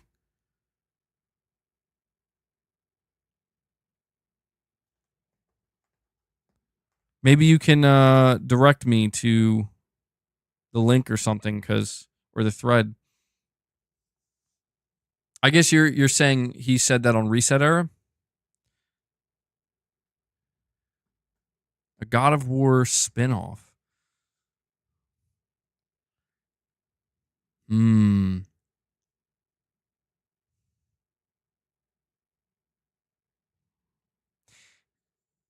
Yeah, I'm not seeing it on Reddit gaming leaks either. I guess maybe it'll show up soon. Let me go look at that leaked Bluepoint concept art again. They're making, or really quick, Mullen, you're saying Bluepoint making an Atreus spinoff makes a lot of sense. Hunting Giants or whatever, New Realm, supported by Santa Monica. You know what? Let me go look at this Bluepoint concept art.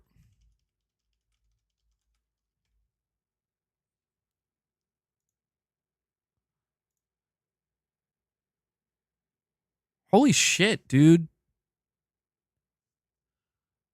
Holy shit. I think it may have been in front of us this whole fucking time. Guys, Google, I don't want to show it because it was leaked. Like, it's not supposed to be out here.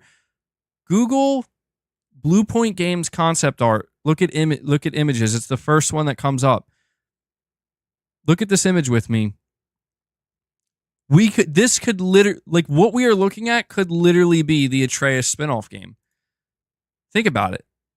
It looks pretty fantasy, where there's like these ruins suspended in air in the sky, and there is two people that looks like a grown male. I don't know.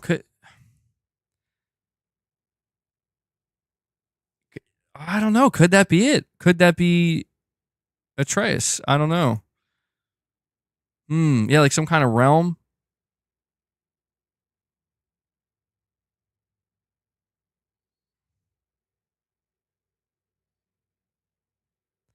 That's because when we first saw this concept art leak, we were thinking this was something. This is a new game, like this is a brand new IP. But I'm like, I don't know, man. Could that be like older Atreus we're looking at?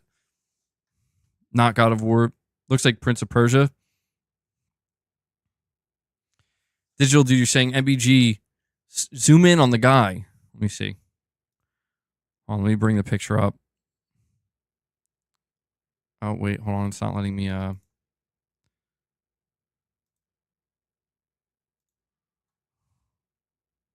going to have to save this image in order to zoom in on it.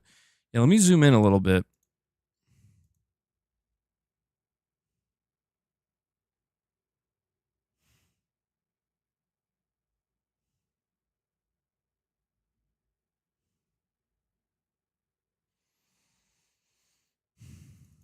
All right, I'm going to zoom in myself. I would show the picture, but I can't because it will, I could get an actual copyright strike on my channel.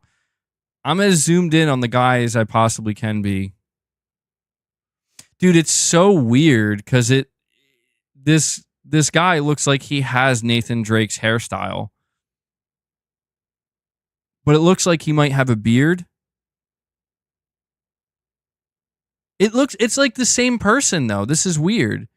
I'm looking at this concept art.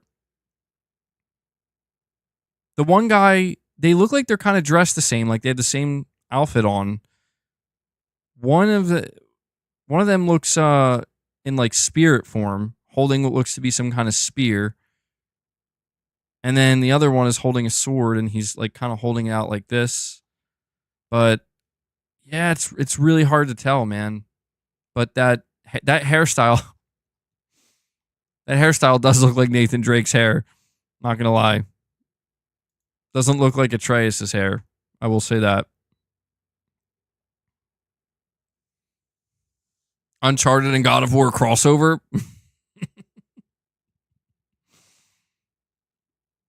Well, goddamn, we solved it. You're saying that's straight up Atreus' haircut? Hold on. Are you sure? I don't think so, man. You know what? Hold on. Let me bring up a picture of Atreus. Get it. Oh, you know what? Hold on. Okay.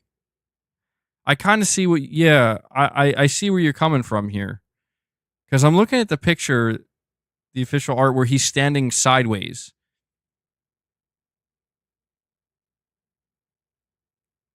Dude, I will say the outfit looks pretty similar too. Like that looks like something Atreus could wear.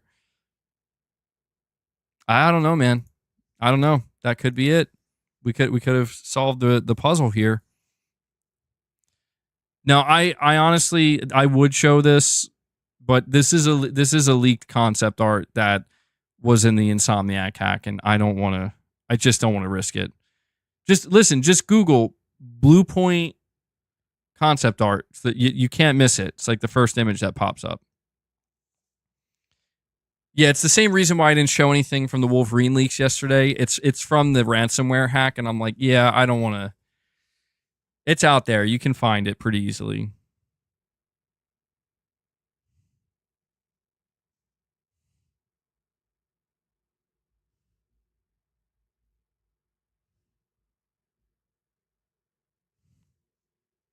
Looks like Egypt. Yeah, I was kind of thinking that too.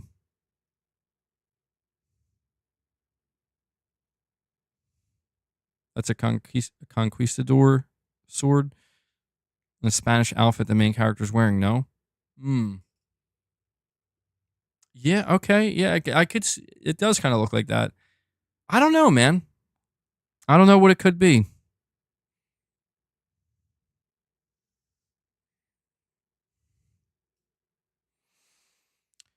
Darkborn with a $5 chat says, I think it's Demon Souls 2. They made that game engine for a reason, and Miyazaki said it was a good engine. That second player is a summon. Oh, shit. Oh, dude, you're right. Hold on. You're right. The summons in,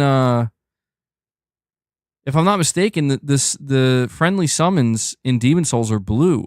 Oh, dude, I would fucking lose it if that's what that was. I didn't think of that. It's a mimic tier. Elden Ring 2 confirmed. From Software gave it to Bluepoint.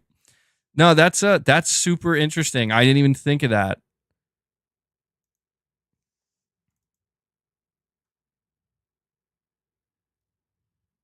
You know, the only thing that's making me here's the only thing that's making me feel a little hesitant about that though is looking at the environment itself. Like nothing about the environment, because you're right, like the character, the sword, the blue phantom behind him, like a summon.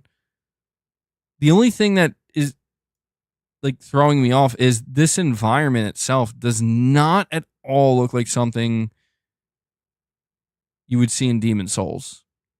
It looks way too bright. I don't know though, man.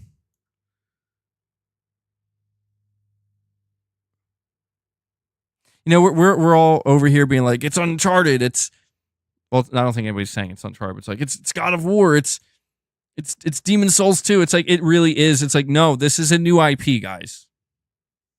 It's a new IP. That's what it is.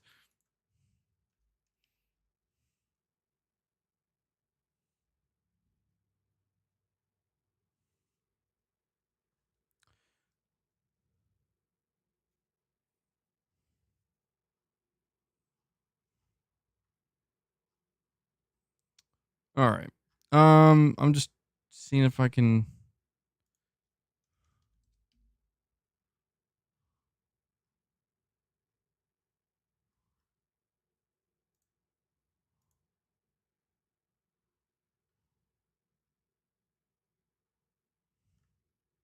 Nothing yet.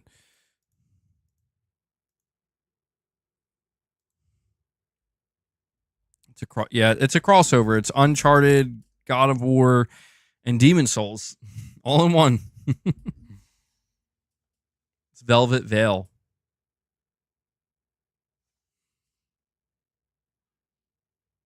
Okay. Okay. Hold on now.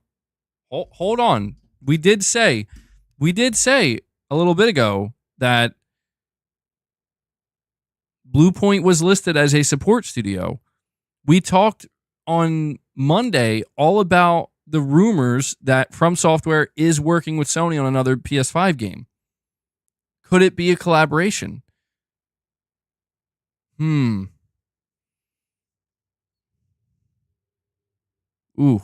I don't know. I'm super interested to find out though. Yeah, it might just be some random piece of concept art to just show off their skills. It has nothing to do with their next project. Yeah, I don't know. There's really only so much we can infer here. Spellbound?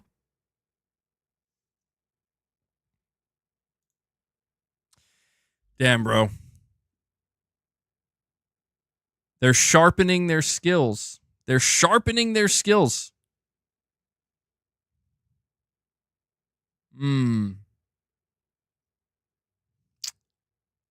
Sounds like something a support studio would say, doesn't it?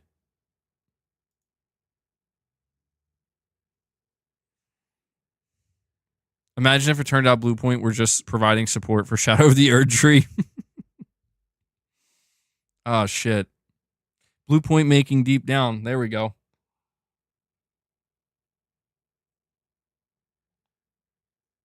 Marcos, you're saying MBG Shinobi denied all rumors related to Souls games or a remake, but not God of War or a spinoff.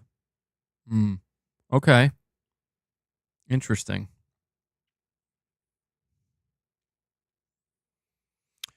Chris Brown, you're saying Nvidia is now worth more than Microsoft and Apple. Yeah, I saw that. Somebody else mentioned that earlier. What's going on?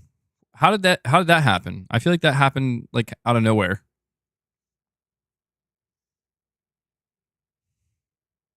Someone said the words deep down. Yeah, that is crazy that Nvidia is the number one most valuable company in the world. That's just not a company I follow at all. So I really like I don't even know what they did. I don't even know what they did to get there. How did they get there?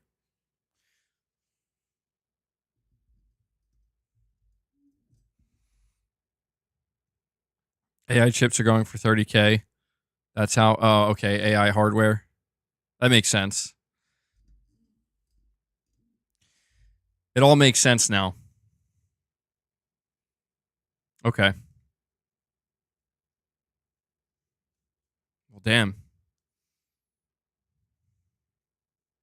The market leader in AI chips. Titus, you're saying you invested in Nvidia September 2022. You've been repping them on here forever. Damn. Well, that's crazy, man. Yeah, I wouldn't have expected them to become the most valuable company in the world. Definitely not on my bingo card, but all right. So when it comes to the Bluepoint topic, it's a very small update, but looking over that concept art again, I'll leave it to you guys. Is it a new IP? Is it a God of War spinoff? Is it something else? You let me know. We'll just have to wait patiently until we hear from Bluepoint officially with a proper reveal, hopefully for the PS5 Pro at some point. But I do want to move on to the next topic here, which is a pretty interesting one. It's an interview with Shawn Layden, and it's not that long of an article, but I want to read this to you. It's coming from Push Square. It says, former president and CEO of Sony Interactive Entertainment, Shawn Layden, began foretelling the current apocalyptic state of the video game industry in 2020, a piece of conventional wisdom industry onlookers will often cite. Shawn Layden himself says it was no remarkable feat gleaned by observing trend lines over decades. He even offered some suggestions for how developers can cut costs in the future to get their games out quicker. Speaking at length with GamesIndustry.biz, Layden magnanimously acknowledged being proven correct. Quote, sadly, it does my heart no good to think that I was right, and it wasn't any great prediction. It was watching trend lines for over 25 years of gaming. The numbers only go in one direction. Games don't get any cheaper, they don't get shorter, they do get more complex, and they become more costly. The large blockbusters, when people are swinging for the fences, they're coming in at the $150 to $250 million bracket. And that is a huge burden on the game development business model, on the publishers for carrying that. And that's led to some of the contraction in the marketplace that we've seen, end quote. GamesIndustry.biz is running a series on how developers can make games quicker and therefore cut costs, and they put this line of questioning to the former PlayStation boss. Layden explained, quote, we live in a world where only 32% of gamers actually finish the game. So we're making a lot of games that 68% of people aren't seeing. He thinks that the length of a game is not necessarily the deal breaker it used to be. With the average age of gamers approaching their early 30s, that's a massive pool of players that, generally speaking, that have more money than they do time. This was the exact opposite situation faced by Sony during Shawn Layden's tenure. PlayStation 1 and 2 and 3 generations length was like your top review point. We kept judging games by, how much gameplay you get for your dollar. And maybe that was a decent metric back in the time when the average gamer was in their late teens / early 20s, which means they're more time rich and money poor. So having to sit down for that long of a session to get through some huge RPG seemed reasonable. Next, Shawn Layden says developers must stop chasing photorealism, questioning whether it improves gameplay or story in any significant way. I don't believe they can get across the uncanny valley. I think they will always just be 5 steps ahead. So instead of chasing that, let's go back to exciting game design. He says we're past the point where most players even notice the addition of things like advanced ray tracing. Layden also suggests letting the machines do more of the work, citing the Hello Games approach. He says AI will have its uses, but the idea it can create anything new of worth is ridiculous. That is not going to happen. AI only sees in one direction, which is backwards. that puts stuff together to make you think you're seeing forward, but you're really not. You're just seeing a rehash of backwards. Meanwhile, he says No Man's Sky, a game with ultimately infinite scope, but it's essentially done by less than 10 people because they spent a lot of time building the pipeline, the tool set, which allowed them to create over and over, making the machine do most of the procedural heavy lifting. He concluded we need to get more of that into gaming. So what do you guys think of Shawn Layden's solutions here? What do you think of this? Do you think he's on to something? How different do you think PlayStation would look right now if Shawn Layden was still in charge? You're saying, Swift Guyver, you say some extremely base takes from Shawn Layden. Salar Restore says using No Man's Sky as an example, LOL. Meet the Cheater says gameplay over graphics 100%. Yeah, I'm like 50-50 with what he's saying. On one hand, I think what he's saying makes a lot of logical sense. You know, citing a game like No Man's Sky. I get it. He's not wrong. Laying down the pipeline, having the tools, and then just basically focusing on the content creation. Letting the procedural generation do the heavy lifting for you. It makes sense. What he says about photorealism, though.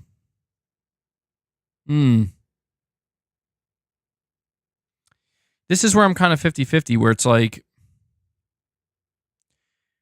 on one hand, I do still think that a big thing that Sony's going to have to chase, because it's just something they've become known for, is pushing the graphical limit.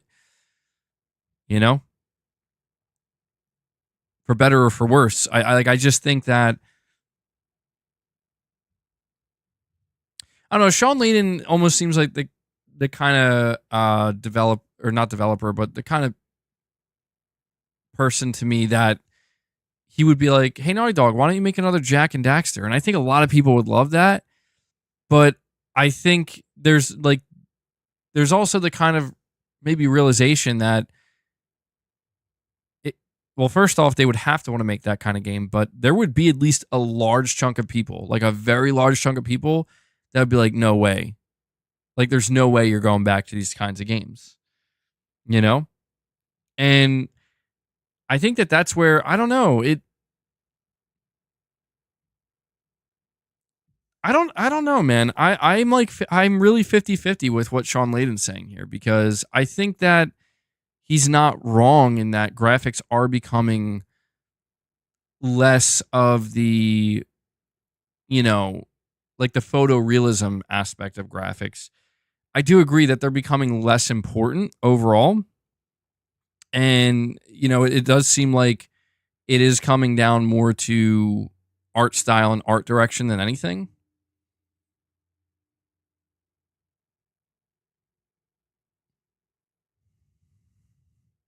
You miss game-specific art styles. Hardly any stylized games anymore. That's the soul of gaming, in my opinion. Yeah, I get what you're saying. I do agree that shooting for photorealism too frequently can get really boring. But I think it's always going to have its place, you know? And I guess what I'm trying to say is I think Sony has an important role in that specifically. Like, I think Sony does need to... Like, I think they're always going to feel like they have to have, like, one or two games that are trying to push the limit of, like, how photorealistic can our games look. That's just my thoughts on it anyway. Maybe I don't know, maybe Sony will change things. But it seems to me like, you know, he talks about the length of games too, and I'm curious what you guys think about this. Do you think Sony should make shorter games? Do you think that people would be okay with that? I mean, I'm thinking to myself, like, Death Stranding 2, you know? Death Stranding 2 is going to be a big 2025 game. How long do you think it... Like, what playtime are you expecting for Death Stranding 2? Do you think Death Stranding 2 is going to be a game you can beat in, like, 18 hours or 20 hours? Or do you think that that's going to be a game where it's, like, it's going to take, like, 30 hours or 40 hours to beat that? Not even 100% it, but just to beat it. I mean, I'm thinking it's going to take... Like, for a game like Death Stranding 2, I would say my expectation, truthfully, truthfully, for a game like Death Stranding 2, showing how big that game is, how many different areas there are, it just seems like it's going to have big scope. I'm expecting that game to maybe be like 35 hours to 40 hours to beat, not to 100%. Yeah, like maybe close to 40 hours. And I won't, like, if I were to find out that you could beat Death Stranding 2 in like 18 to 20 hours, I'm not saying that would be like super disappointed or anything, but it would make me think like, okay, well, I don't know.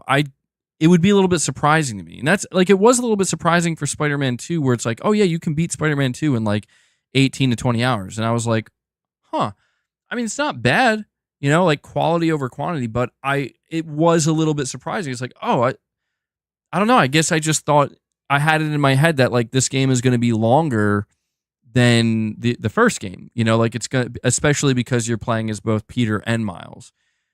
And it was kind of interesting that it was, my expectations were subverted in that way, where it's like, oh no, it's actually the same length. It took you 114 hours to platinum Death Stranding 1. It took me like 100 hours too. Yeah, I think it's going to be a long game.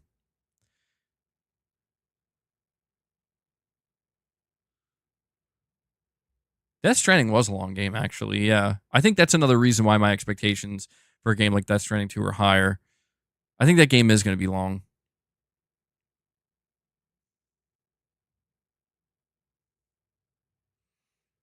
Really quick, I want to highlight B. Flesher said MBG Hellblade 2 proved to me that the uncanny valley can be crossed, so I disagree with him there. Yeah, I feel like Hellblade 2 is the opposite, or not the opposite, but like it almost achieved what Shawn was saying in some way, where it's like it's short, but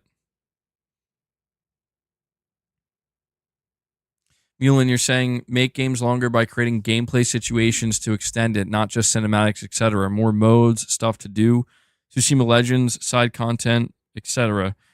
Yeah, I'm all for that, man. I'm all for that. 800 hours in Subnautica. I think Sony is creating some shorter games, though, like Horizon Lego Adventures is going to be like 8 hours long. That's short as hell. Astrobot seems like it'll be able to be completed in 15 to 20 hours. I'd say it's not super short, but it's like on the shorter side. I don't know how long Until Dawn is. I don't know how long that game is. You're saying that's absurd for a platformer? Oh shit, okay. I didn't think of it that way.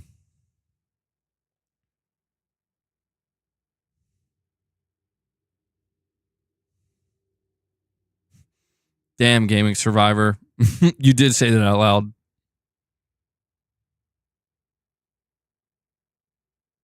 You're saying those are smaller games though compared to other studios. Well, that's what I'm saying is I feel like Sony has a pretty good balance, honestly, like with their studios, where they have studios that are dedicated to making these big AAA massive games that you expect. Sucker Punch, Naughty Dog, Santa Monica, Guerrilla, Insomniac, and then I feel like they have these other studios like Team Asobi, maybe Bluepoint can be filed under there, and even a team like Guerrilla kind of experimenting by helping with this Lego Horizon game, and just like willing to make some of these smaller projects. And then they also have their live service studios, which aren't many, but I think it's like a pretty good balance overall. And I think it's too important, man. I just think that Sony can't go backwards. I just don't think they can. I think it would be too damaging for them. Like, I think there is absolutely an expectation that, like, yeah, I mean, the law of diminishing returns is definitely in effect to a certain extent. But I don't know. I just get the feeling that, like, there's more that can be done still. Like, when I think of a Ghost of Tsushima sequel, like I do think like there is certainly a lot more they can do. I don't think they've hit the limit. And maybe it will take a little bit more time and the budget will certainly be a little bit more, but I think it would be worth it. Because I do think the general expectation for a game like Ghost of Tsushima 2 is, you know, to go bigger and better. I do. I feel like that's the expectation, man. I'm not saying it would be like ultra disappointing if they didn't.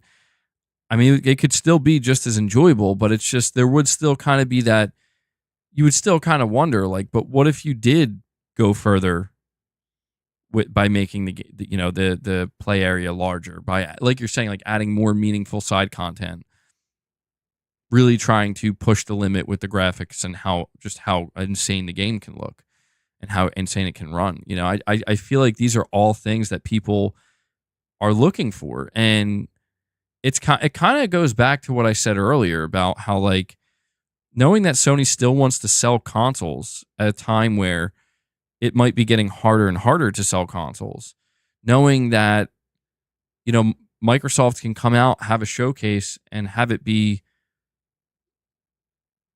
praised like it was the great, like, dude, it's insane to me that people were saying like that was the greatest showcase ever. It's like, were you there for Sony's E3 2016? Like, this doesn't even touch that. Frankly, at least in my opinion, it doesn't. And I don't know. It's like we live in, maybe this is the whole thing, is like, yeah, I guess it is subjective, but I guess I'm saying that, like, knowing that Sony doesn't have 40 studios, they have half that. I just think that they're going to have to pack a bigger punch with each one of their games, like the bigger ones. Hold on, you're saying, are you sure about that? Bro, all right, I need to know right now.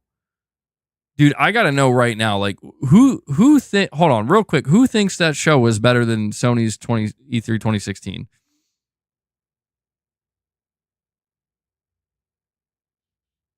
I don't know. Maybe I'm looking through rose tinted glasses.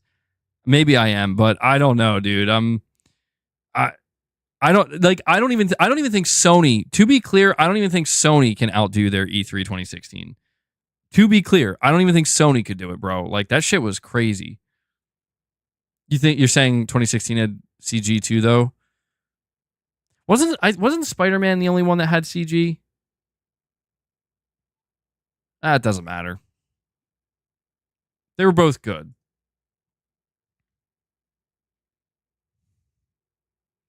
You know what's crazy is The Last of Us 2 wasn't actually revealed at their E3 in 2016. It was revealed at PlayStation Experience 2016. So like 6 months later. They went toe to toe. Maybe. Yeah, maybe. Anyway, I'm getting off track. I'm just saying that I think Sony needs to pack a bigger punch with each of their games. Their bigger ones. I think like Sony has to deliver one game so good that I don't want to say it carries them for the whole year, but like one of their games is worth like 2 or 3 of another publisher's on average. Do you get what I'm saying? Like that's what Sony needs to deliver. And I think that they need to deliver that because that is what allows them to stand out. And that's why I think Sony can't really go backwards because I don't know. Maybe I'm wrong though. Maybe if they were to go backwards and stop focusing on the graphical fidelity so much and stop trying to make their games bigger and bigger, maybe it would be better to get some of these games more frequently. I don't know. It's difficult to say, man. It's difficult to say. I don't think there's any right answer necessarily.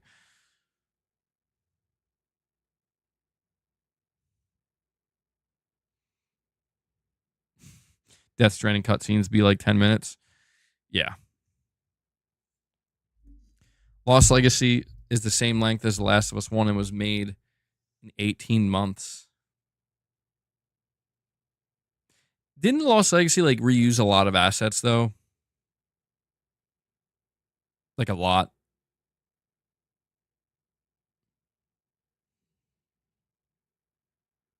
I don't know. I never played Lost Legacy.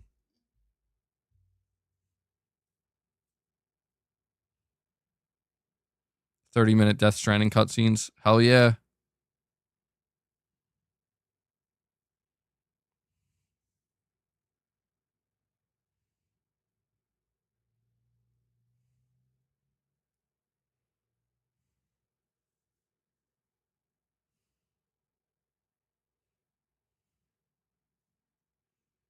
Lost Legacy is more like Spider-Man Miles Morales. Hmm. Yeah, I don't know. We'll see what happens. I mean, we have yet to see the next pipeline of games revealed, you know, and I think like once we see that, we're gonna get a pretty good idea. We're gonna get a pretty good idea of like what direction Sony's planning on going in for the remainder of this generation and the beginning of the next.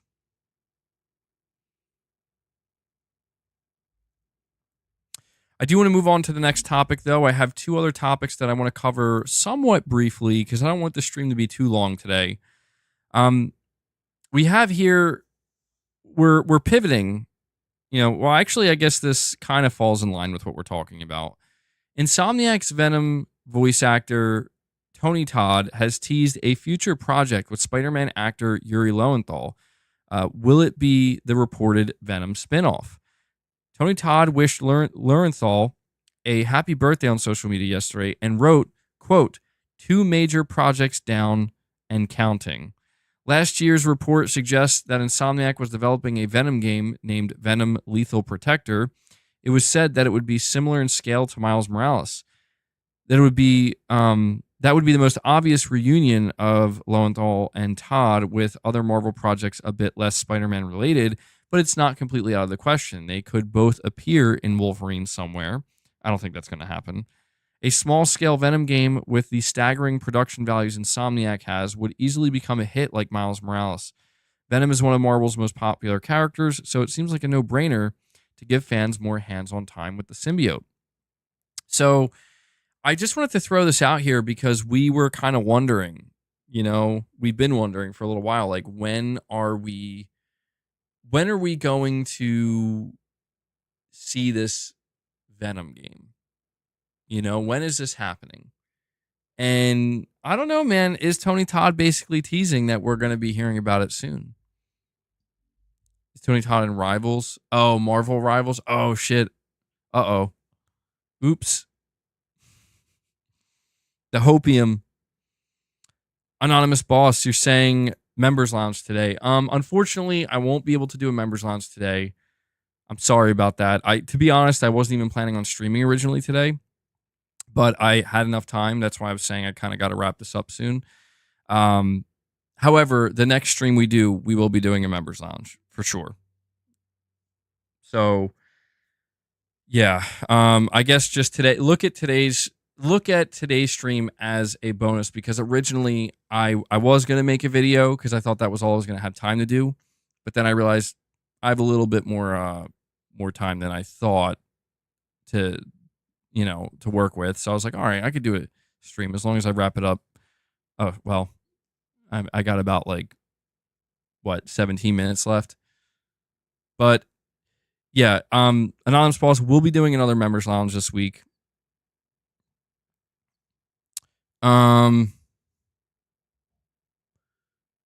He still says 2 and counting. Well, the real question I have is if Venom is going to be... I bet you Venom's going to be revealed. I bet you it's going to be revealed with the PS5 Pro.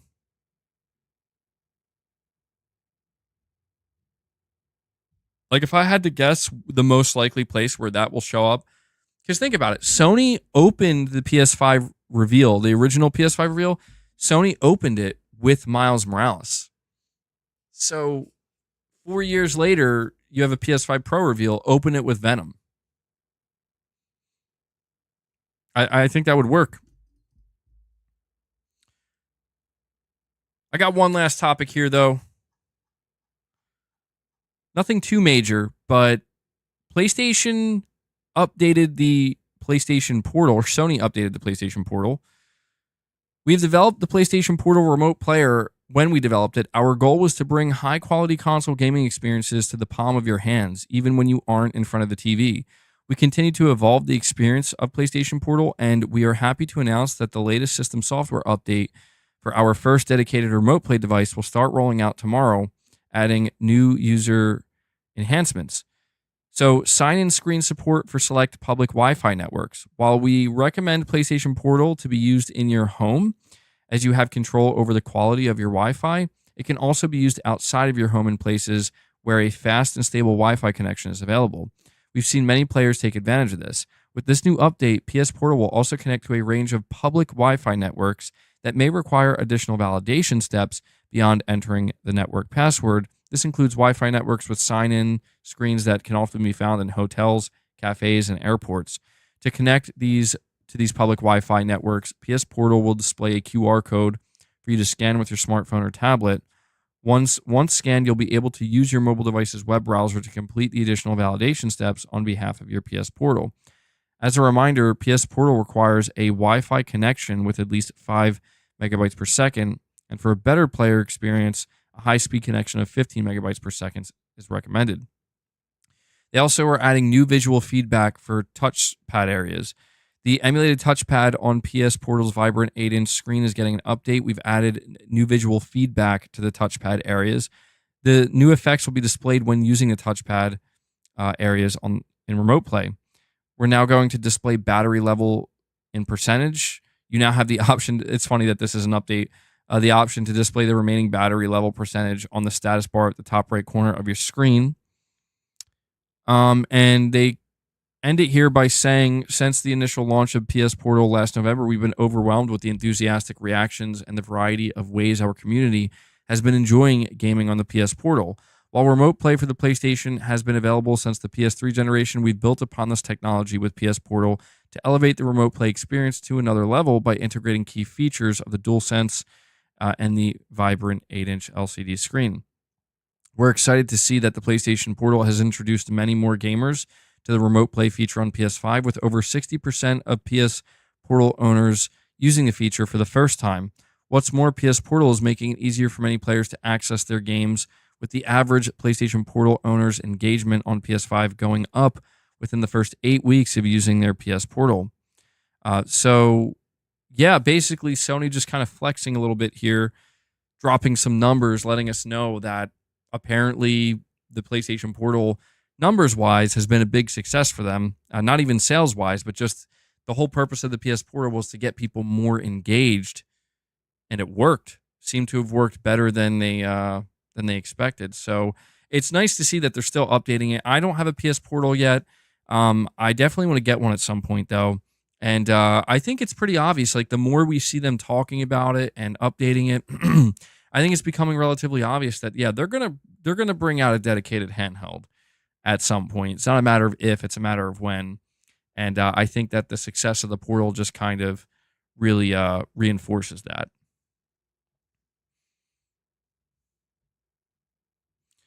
I would, I don't know when I'm gonna get a PS Portal, but the thing I'm curious about is whenever I do, when I'm gonna use it. You're saying I'm tripping? Gotta have one. You only play on the Portal? That's funny. Yeah, I'm gonna get. It's nice to see that they're finally available. So I don't know when I'm gonna get one though, but at some point I will. But guys, with that being said, I am gonna have to bring the stream to a close now. I'm getting very close to my limit here that I have today. So, yeah, this. Oh, I guess this isn't necessarily a shorter stream. It was still almost 3 hours. That's pretty long. Kazjam here, member for 13 months, says, would you trust Sony to support a dedicated handheld after the Vita? I would, only if they're not creating specific exclusive games for it. Like, if they come out with a dedicated handheld where they're like, you could play PS4 games and PS5 games, yeah, I think that would be fine. I think that would make the most sense. But if they're like, I mean, if they put out a dedicated handheld where, like, we're going to make exclusive games for it, I'd be like, okay, but I would be like, yeah, this is probably going to fail. But it's a good question, Kazjam. It's definitely something worth asking, you know? But if Sony does do a dedicated handheld, I'm thinking PS4 and PS5 games. But yeah, thank you for that. Hold on. Thank you for the milestone chat, Kazjam. And before I head out, I do want to thank everybody for your support today. We got a lot of super chats. Really appreciate that. I can only do this because you guys allow me to do it. We're sponsor free, and you guys keep it that way. So thank you for the continued support. I also want to make sure to thank Devil Shooter before I head out here. He does the timestamps for all of the streams. He does a great job. So if you see him in the comments, give him some thanks, show him some love, and yeah, that's going to do it for today's stream, guys. Those are the topics I have for you. And before we head out, Kazjam comes in and drops a membership gift for you guys. Kazjam, thank you so much, buddy. So I'll add that to the counter here. We're sitting at 1 member. Kazjam did it. Dude, that is the crazy... What's so funny about that is I don't think I've ever seen this happen where like the whole stream we're sitting at 0 members and then literally as it's about to end, we hit 1 member. But either way, hey man, any support you guys show means a lot to me. Like I said, we got a lot of super chats today. You guys were very talkative and supportive in that way, so thank you. But Kazjam, thank you for dropping that membership gift. And yeah, you guys are awesome. So I hope everybody enjoys the rest of their day. I gotta see what happens. What I can tell you is the next time we stream, we will be doing another members lounge. All right, so look forward to that. The only problem is I don't know when. I don't know if it's going to be a stream tomorrow or not. Just be on the lookout. Like I said, I told you guys this yesterday. It's kind of a chaotic week, so bear with me. But yeah, be on the lookout for that. But guys, that does it. I will catch everybody in the next one. So enjoy the rest of your day, and until next time, guys, take care.